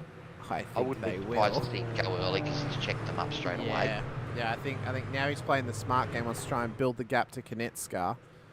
He wants to be the next driver to be a 2-time winner around here. I don't think we've ever had one. He's checked them up. Yep. So maybe because of his teammate, maybe give his teammate because he'll be able to let David know exactly when he's going to go. You know, so that means David gets to take a little bit of contact there. I think Gallo and Gowans, he had to jink out of the way there, so I don't know if it was contact, but Gerard's over the radio for something, not sure what. As we get racing once again at Montreal, Daniel Byrne leads to Marcus Konecka, Nathan Verney, David Gallo, Doug Gowan, Shane Ratcliffe, Scott Pocock, Dave Roberts, Greg Johnson, Mitch Noble make up the top 10. Then it's Gerard, Del Santo, Rosanita, Wakefield, Sinkovich make up the 15. Hodgkinson, Schmalenberg, Caldwell, Sheaf, King, Cochran and Ferguson make up the last cars left on the lead lap of this race. Then it's Dawson, Brook, Tessiera, Kinzel, Filio left in the rankings as Del Santo's had a moment at the second chicane. He's got it going again though, luckily for him, but he has now dropped a heap of spots. It was Dawson at the back there with avoiding action as well, so I don't know if he was getting out of the way of something. Yeah, look, possibly Steph, but, you know, I think, you know, with his teammate in the hunt there as well, I think, you know, keeping them bunched up together gives his teammate a chance to make a move. You can see already David Gallo getting that job done on Nathan Verney, come inside, but Verney, unless he gets a lot better run, he will have to yield. Though it looks like he might be in trouble from Gowans, because Gowans getting into that spot, so... Oh, and it's going to get a run there. It's going to be 3 wide into the last chicane. No. Gallo wisely getting out of that. And Gowans sweeps around the outside and takes both of them in one fell swoop. Well, Gallo's also followed him through. He did the little switch back there on Verney and now moves back up into P4 as they come down towards the first corner. There's been a big gap in the background.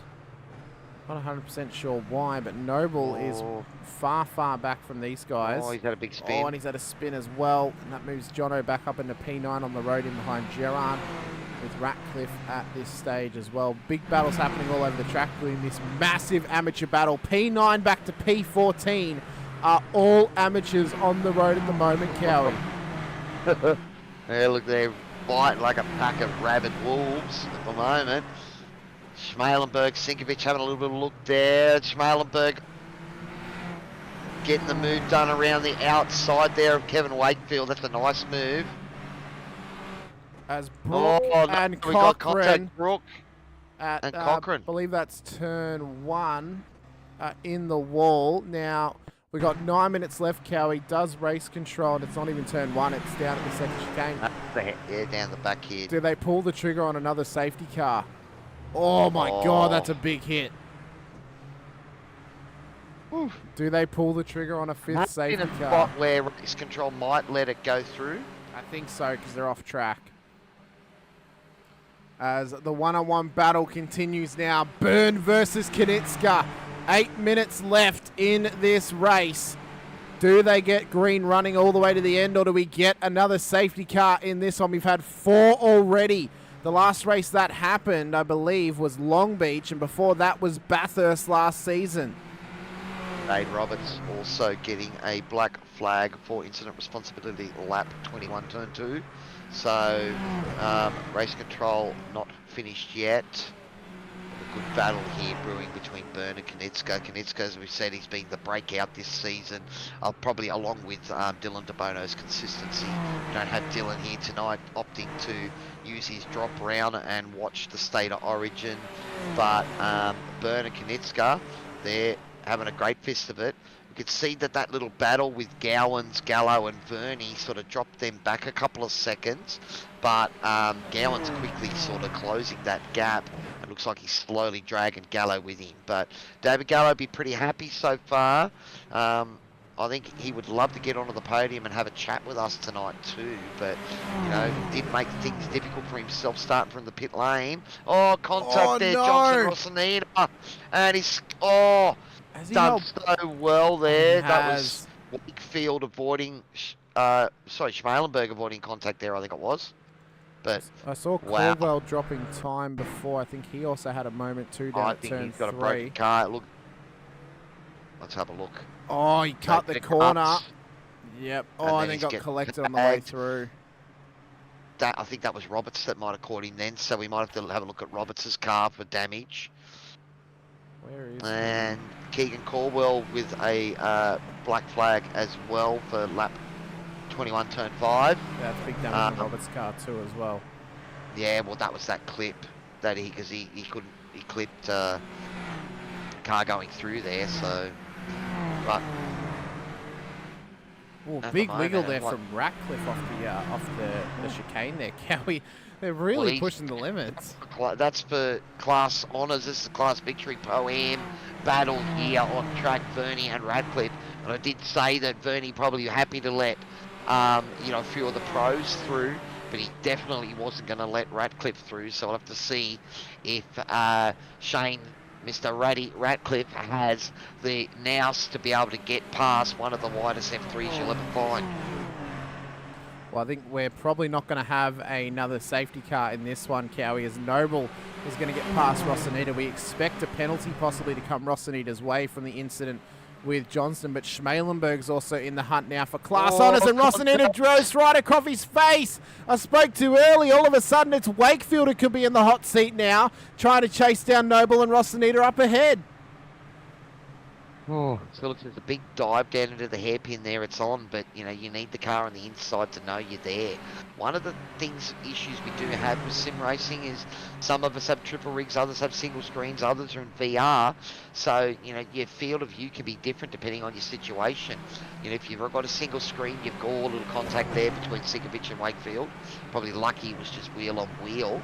But yeah, that's where you need to have buttons set up so you can look left and right. But again, like having triples can be a luxury.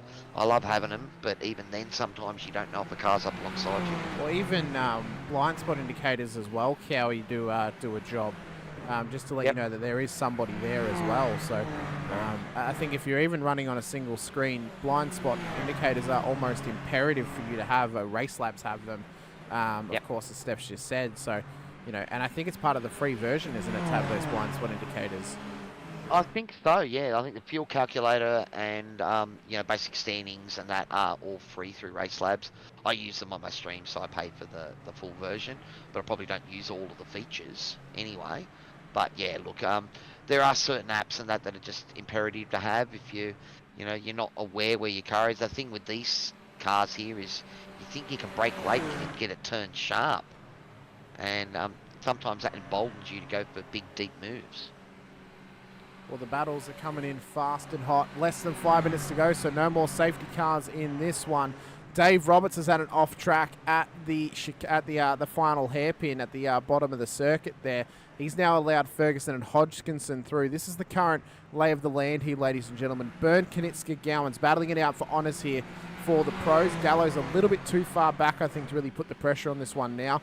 Ironically, all three of the teams who are in this major championship battle, Carlin's, Pace Syndicate and Velocity Sim Labs, all involved in this one, as Ferguson's had an incident down at the Wall of Champions and he's in the wall for the second time this race. That'll be another tow, but I don't think it'll be a safety car, being that we have only got 3 minutes to go. Currently for Pro-Am Honours, it's Verney battling it out with Gerard. Ratcliffe's involved too. And then for the amateurs, it's currently Noble, with Rossonita in behind him, who we suspect may be getting a penalty. Sinkovich P3 right now. Something happened to Ratcliffe, because he was hard on the charge there on Verney. And now he's got Gerard in between him, so maybe having a little bit of an off there and a recovery. Matty Gerard qualified P3. Well, he's back where he started, P7 on the road. Yep. This is actually back where he started this race. Verney's up 20 spots. We have We believe he'll get home on fuel so thanks to this that is how he fourth got it safety done. car. Just Vernie went a bit wide and deep there. One of the things that Nathan's got is he pitted on lap 11, so his tyres are sort of 8 to 10 laps older than some of the other drivers out there. So that's sort of similar situation that I had myself last night. Fresh rubber, guys hunting me down. I did not want that second safety car last night, Hamish. Well, Vernie's now pulled back in behind Gerard. I think he's just going to concede that one and let him continue on. Rosanita and Del Santo battling it out here down towards the final chicane. Noble, this will be paying him dividends as now he has a car in between him and Rosanita on the road. We have a minute 45 to go. Daniel Byrne leads to Marcus Knitska. The gap hasn't really changed or swayed over the last 5 minutes or so, but the pressure is still on. Knitska launching the attack, so he knows it's on here and he's saved a bit of tyres, I think. So this is going to be an exciting battle up the front here.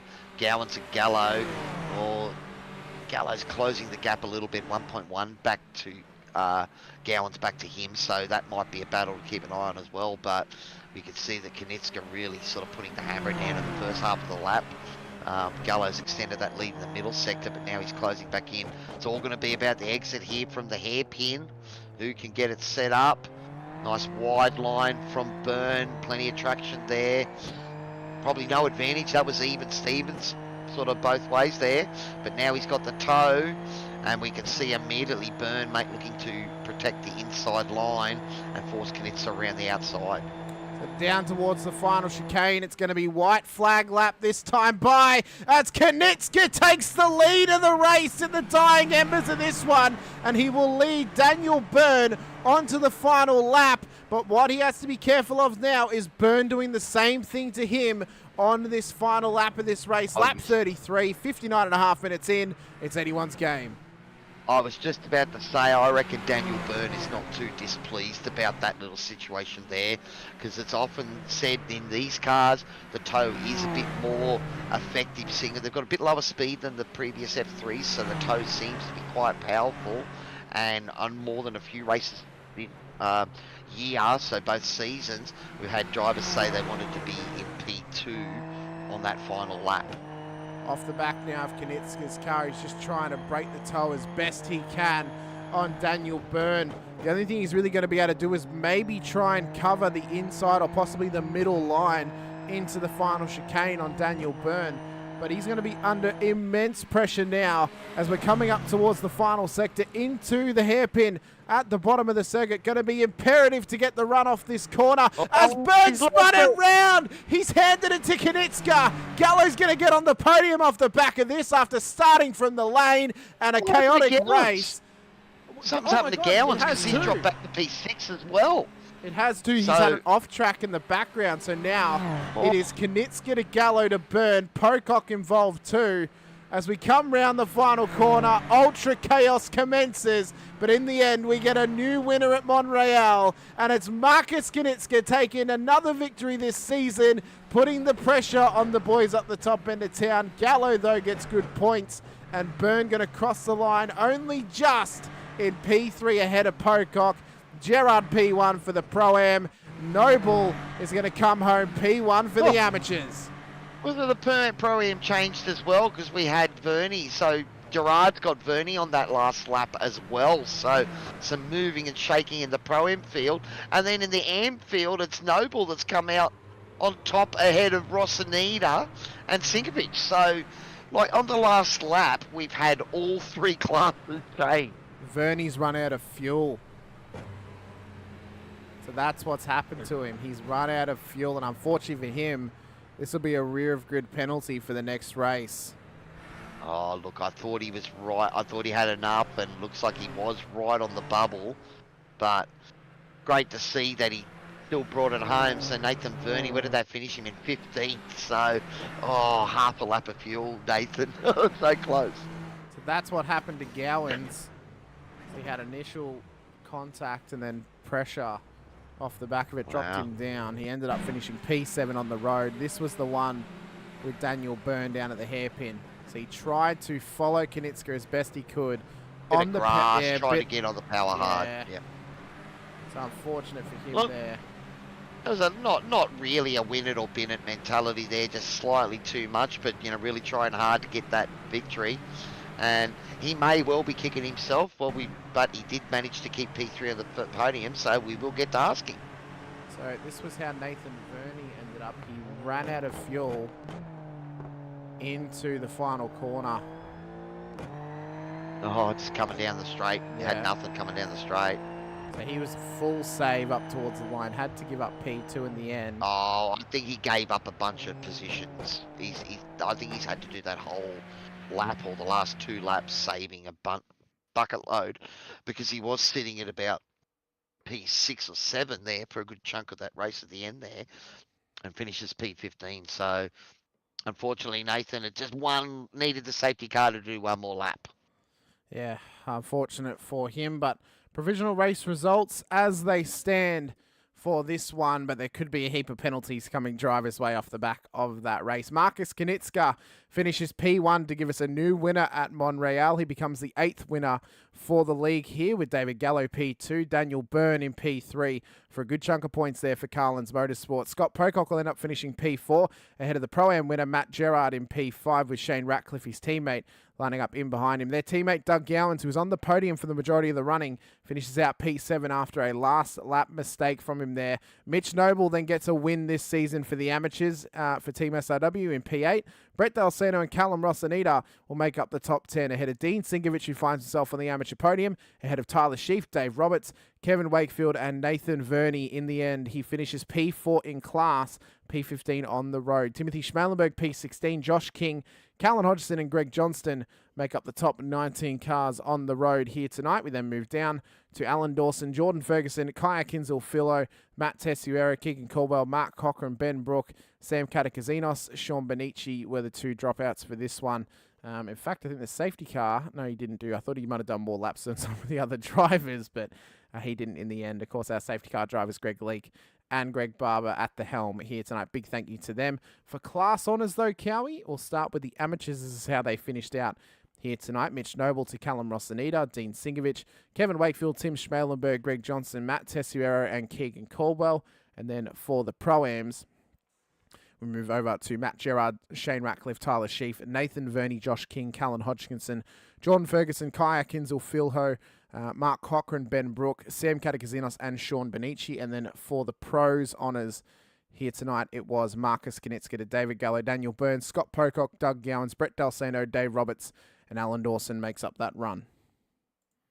I think more importantly, that table showing the overall results, that's where the point differentials are going to happen. I think Nathan Verney, he'd be spewing he didn't have another half a lap of fuel, because the difference between sort of P7, P8 and P15, that is sort of 30 or 40 points he could have made up on the likes of Sam Katakazinas, who didn't have the greatest of nights tonight, and that Pro-Am battle heating right up with a couple of failures from the front runners. Well, what we will do now is we will chat to some of our podium finishers, including our amateur winner in Mitch Noble. We will drag him straight in. Mr. Noble, you finally found the puzzle pieces, put them together. Got yourself not only a top 10 here tonight, mate, but a P1 for the amateurs. Correct me if I'm wrong, is this your first win in the F3s for your class? No, this is my 3rd one, I believe. Oh, well, you're on the up and up then if this is your 3rd one. What a place to get it to after all that chaos. I know. I was lacking pace in qualifying and practice, and then got in a few entanglements, lost my front wing early on, dropped to the end, and then I just decided to push through the first safety car, and I think that's what's helped me. I think everyone got into entanglements, didn't they, Cowie, from our view? I mean, there were cars off left, right and centre for that race. We didn't know which ones to look at what point. And I think at the end of the day, we kind of said it last week coming into this race, Cowie, it was a race of attrition, and it was the ones who could survive by the end were the ones that ended up with the chocolates. And it was proven by our podium finishes, especially for the pros, but by yourself as well getting the win. I think, I want to say, now it's up to race control, I think even if Callum had actually beaten you, I think you still would have actually had the class win, because he may have a penalty for that Johnson incident. I'm not sure. From the looks of it, if I was in race control, I would have given him one, because he just drove straight through him. But I think tonight you earned it by not only getting it on the road in P1, you got the move done, you had the bridge between you and him with Brett Del Santo, and you got the honours in the end. And this is a good chunk of points for you in this championship, especially because Matt Tessiero didn't end up finishing the race. So the AMS is now wide open for you guys. Oh, that sounds exciting. Yeah, that crash with Greg was a bit hairy. I thought I was going to get collected with it too, but luckily he held brakes and I got through. So, Mitch, what do you think it was? Was it the toe that was the real culprit tonight? Does it just seem like, that you could get a big run down a couple of those straights and really close into the braking zones and create the contest? The toe was pretty bad. You'd be about 8/10 back and you'd have them at the end of the straight. So that was the biggest culprit. But if you're able to hold off through the corners and gain enough time, then you're kind of free, because once you get past that 8/10, there's no catching up at all. Well, I guess it paid off for you in the end. 4 safety cars, complete chaos. I recommend you go back and watch this race, Mitch, because obviously you'd only got your perspective from where you were on track. Everywhere else, it was pure chaos. It was one of the funnest races I've had being able to call the action for. Let us know who helps get you out on track with Team SRW Motorsports. Anyone else you want to give a shout out to as well? And for myself and Cowie, big congratulations on your P1 in Classy tonight and also your top 10 as well. Yeah, obviously I want to thank Steve and Dean for setting this whole thing up, and they're doing a fantastic job. I also want to thank the sponsors, Warren & Brown, Shannon's Insurance, Grim Industries, NeuroPower, and DSL Railway Services. Very good, mate. Well, best of luck next week. I just want to quickly double check where we are. I think we're at Laguna. Yes, we are. Laguna Seca next week. So best of luck out there. If we don't get a chance to speak to you, though, best of luck in the final round the week after, and as well as the Formula One shadow rounds in between the season as well. Awesome. Thank you, guys. Thanks, mate. All right, Cowie, we're dragging Mr. Gerard, our P1 for the Primes. Mate, Long Beach has been your saving grace now because you've backed it up 2 weeks in a row with some exceptional performances. Yeah, I'm pretty pleased with myself, actually. Look, I've got a goal to at least be in the top 3 at the end of the season, just knowing that I may have one race at the end there that I may not make, depending if I take the night off work or not. So, yeah, just try to keep putting the best foot forward and see how we get on. Now, it looked like a bit of a tumultuous race there for you. You're up the front, and then you're in the mid-pack, and you're sort of 3/4 of the way back. There was lots of action going on. Was it just all about surviving tonight? It got that way, didn't it? I wasn't 100% comfortable with the track. I enjoy it, but this is actually the first time I'm doing it in the Super Formulas. There was a lot of avoidance driving going on, that's for sure, with cars flying across in front of you and all sorts. It was a tough race. I think again, I asked Mitch about the toe. It seemed that, in a lot of cases, I think cars were going into the braking zones a lot hotter than they thought because of that toe and outbraking themselves. Yeah, there was a bit of a toe there. Once you got into sort of 0.8, 0.7, you started to really gain on the guys. These cars, well, for me in particular, you don't get that sense of speed like you do in the old F3s. And so I think you are going into the corners faster than you expect. And plus, you're also battling, so you're trying to brake later. And I think that's what got me where I spun on one of the chicanes there. I just completely outbroke myself, locked up, and was on and off the brakes trying to get my grip back, and around I went. So, yeah. Well, we said this to Mitch before, Matty. Now, do you actually live in New Zealand, or are you living in Australia at the moment? Yeah, so I'm in Auckland and Pukekohe. Okay, all right. So tomorrow night, obviously, because I don't expect you to watch the race back now, being that it is 11:30. Watch back this race. It was incredible. There was so much that happened outside of your cockpit that it was pure chaos. It was pure chaos, but it was glorious chaos. So, and I'm going to say this to every driver because they need to watch this back. I mean, there was some really idiotic things like during restarts when everyone's getting checked up, and then all of a sudden every car's just spinning and going into the wall because they're not prepared for it to get checked up. But apart from that, it was fantastic. So you had a great run out there tonight. managed to get back up pretty much to where you started. You had good pace in qualifying and in practice, so you put all the pieces together. You've had 2 great rounds ever since Long Beach, obviously, looking strong into the final 2 rounds. So let us know, help us get you and Velocity Sim Labs out on track. Anyone else you want to give a shout out to as well? And a massive congratulations on not only your P1 in the Pro-Am Class C tonight, but also your top 5. Yeah, no worries. Hey, look, just before I do, Mr. Doug Gowlands has asked me to ask Cowie whether or not you guys were watching when he spun. We got it on the replay. We got a replay of it when he went in Oh, the okay. wall. So it wasn't commentator's curse then. No, it wasn't. No, you can't blame me again. Awesome. All right, guys. Well, yeah, I'd like to thank all the boys at Velocity Sim Labs, everyone behind the scenes there. Here to Race YouTube channel, Hikoki Power Tools being our major sponsor there.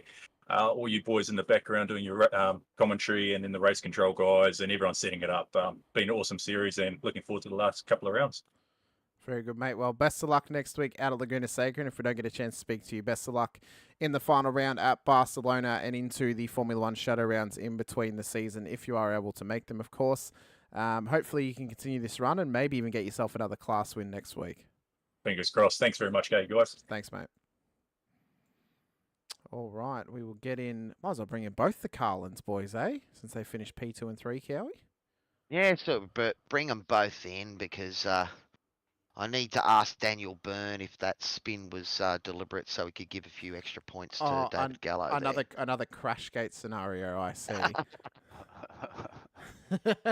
I'm embarrassed. I want to duck out now. Are we finished? You were pushing hard there. Was it just a little bit too much lead foot, a stamp that was one stamp too much?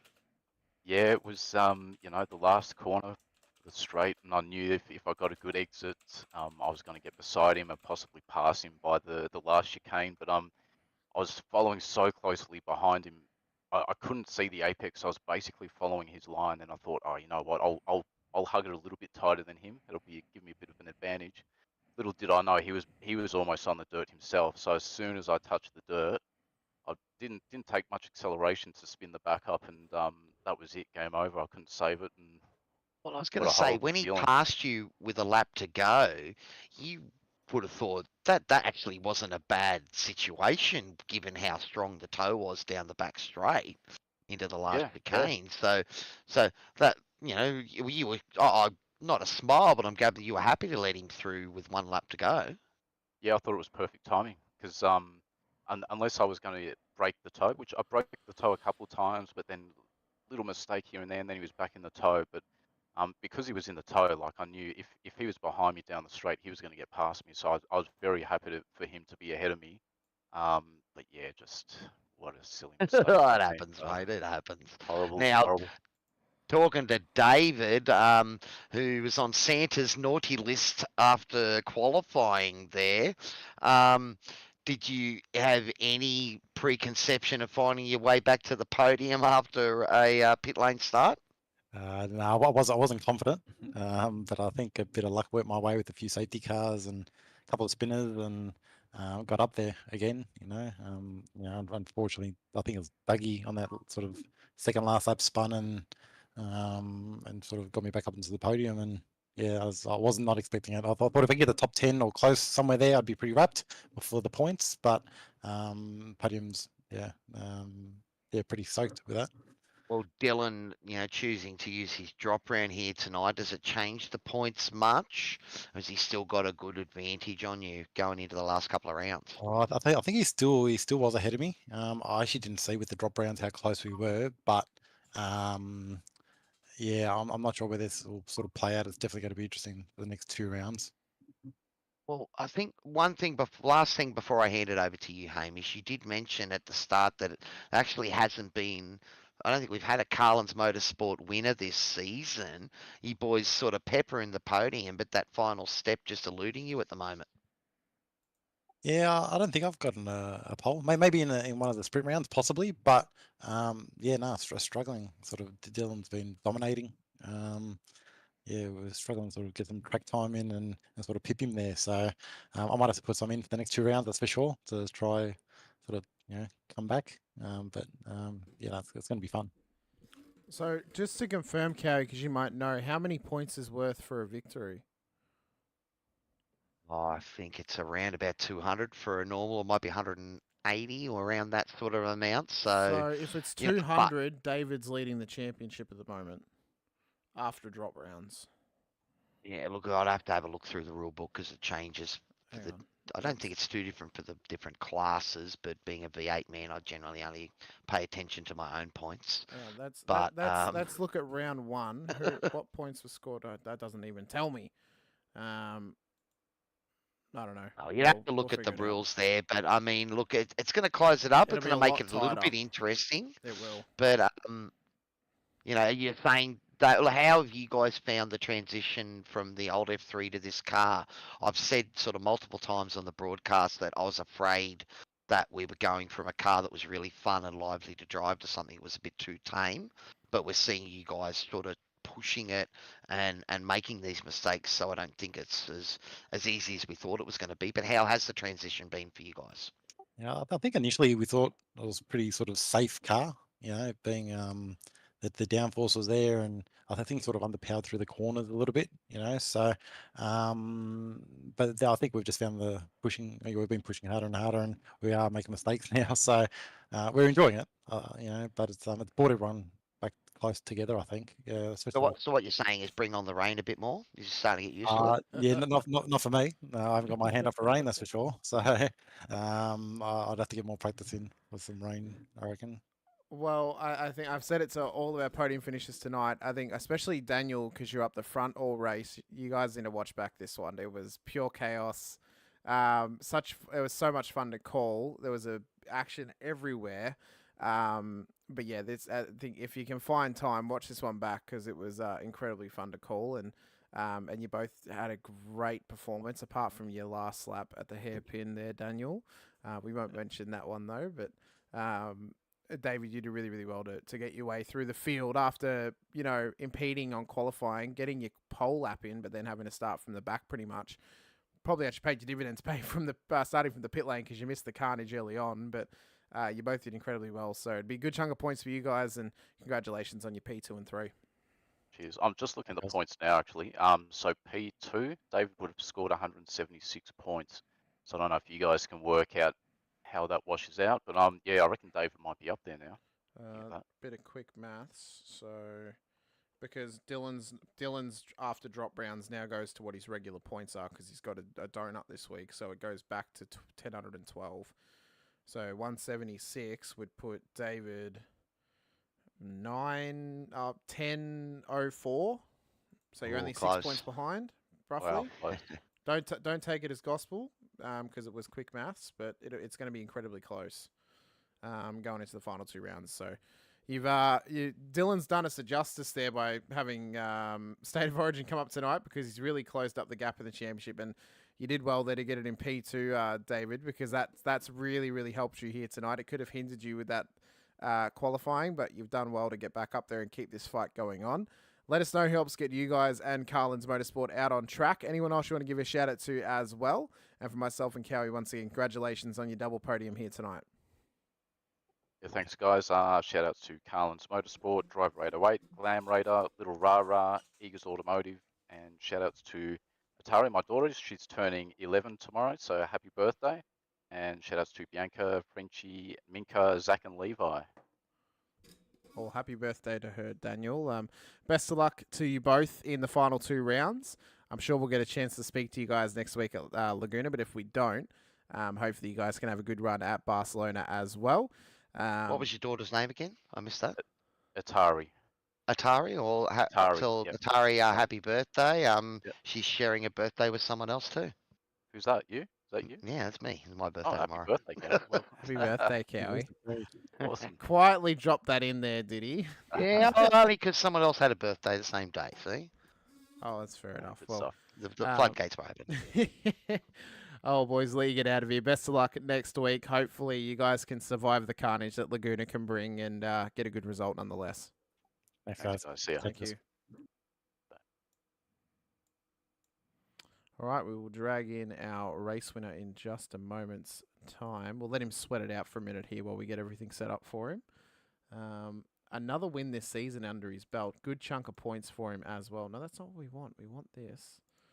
And we want this. It is, of course, Marcus Knitska, a race winner now at Montreal. You join a very, not exclusive, but a very high-profile list of winners at this track. You've become the 8th winner at this circuit, the most of any other circuit we've ever raced. This is the most amount of different winners we have.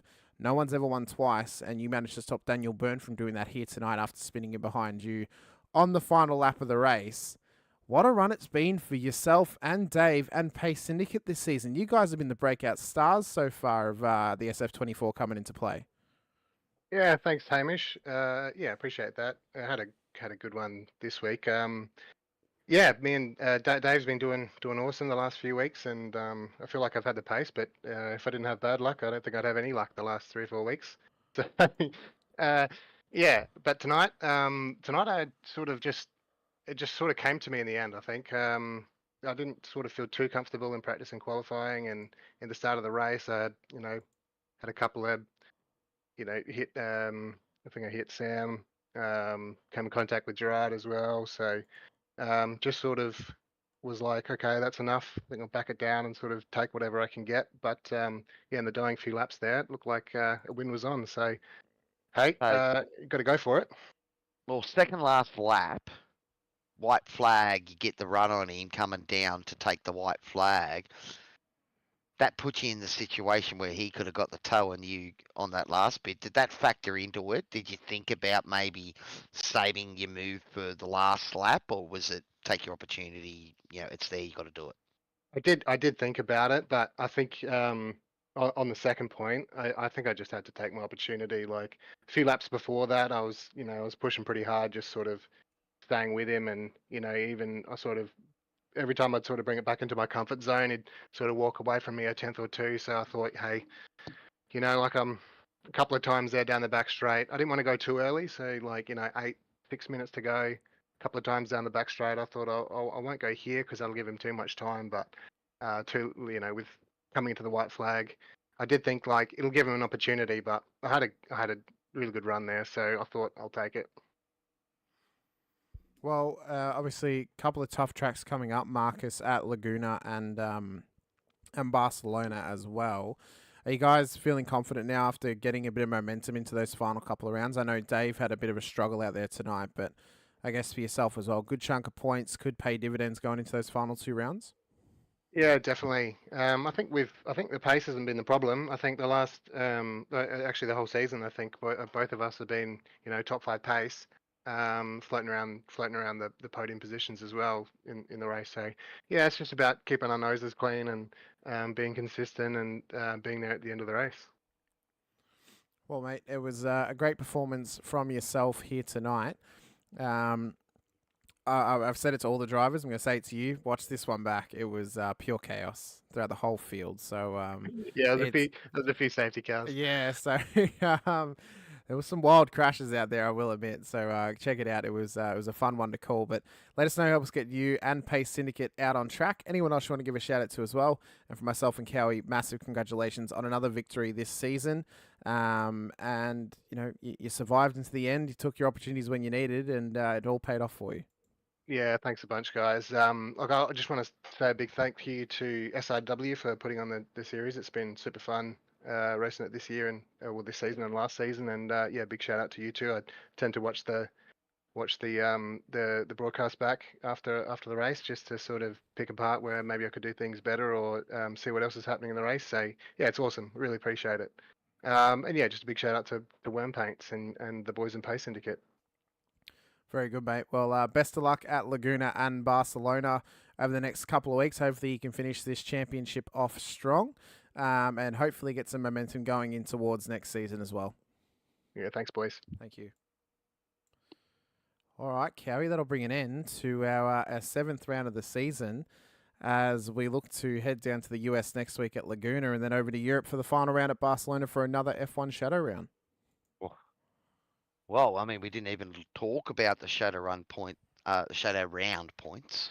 at the moment. So, that'll be interesting to have a look at that again, before the season is out. But yeah, look, De Bono, he took the night off and he's given some points back. Has that brought, the Carlins boys into contention. Well, I'm looking forward to, chatting with you next week about that as we go through all those permutations once again, buddy. Well, I hope at least the team that he supports gets the win, because that'll make it worth it for him if he ends up giving up this championship. But I think he's been pretty strong. He's still going to be a contender to the end. I'm not counting him out just yet. I'm not counting his chickens too early. But a big thank you to you, Cowie, for joining me once again. A big thank you to everyone who's watched us here tonight and joined us for the action for round number 7 of Season 2 of 2024 of the Shannon's Formula 3 Nationals here at Circuit de Gilles Villeneuve. Big thank you goes out to all of our series sponsors, including our title sponsors, Shannon's Insurance and Warren & Brown Tools, as well as our other sponsors, Motorsport Australia, Shunt Scenery, Groom Industries, NeuroPower, and DSL Rail Services. Big thank you to those guys for supporting the series. And for everyone out there, also I think I said NeuroPower, but also NeuroPower. Also everyone out there at home who watched us and has been watching us all season across all of our racing series. We so appreciate the time you've taken out of your days, your evenings, your lives even to join us here. We so appreciate it. And if you haven't already, please hit the like button, the subscribe, and the bell icon so you are notified anytime we go racing here across all of our racing series, including the Tuesday night Warren & Brown Tools. We had Supercars series where you can see Cowie, your average sim racer himself, racing in that series. The Wednesday night Shannon's Insurance Formula 3 Nationals. The Thursday night Shannon's Insurance Toyota GR86 Nationals, which is also a Motorsport Australia official series. The Friday night Warren & Brown Tools GTD series going forward for the next 3 rounds of the season, starting this week out at Le Mans. It'd be great to see those guys out in action once again. And then the Sunday night, rounding out our racing week for the Warren & Brown Tools V8 Supercars Super Sunday / Monday during Scops Round Series. For myself, Hamish Munro and Andrew Cowan alongside, we appreciate your time. We appreciate your presence with us once again in the chat. It's been absolutely phenomenal and one of the rounds of the season. But until next time, guys, it'll be JP and Steve Sinkovich in the booth once again tomorrow night for the Shannon's Insurance Toyota GR86 Nationals. But until then, stay safe, drive hard, and as always, bye for now.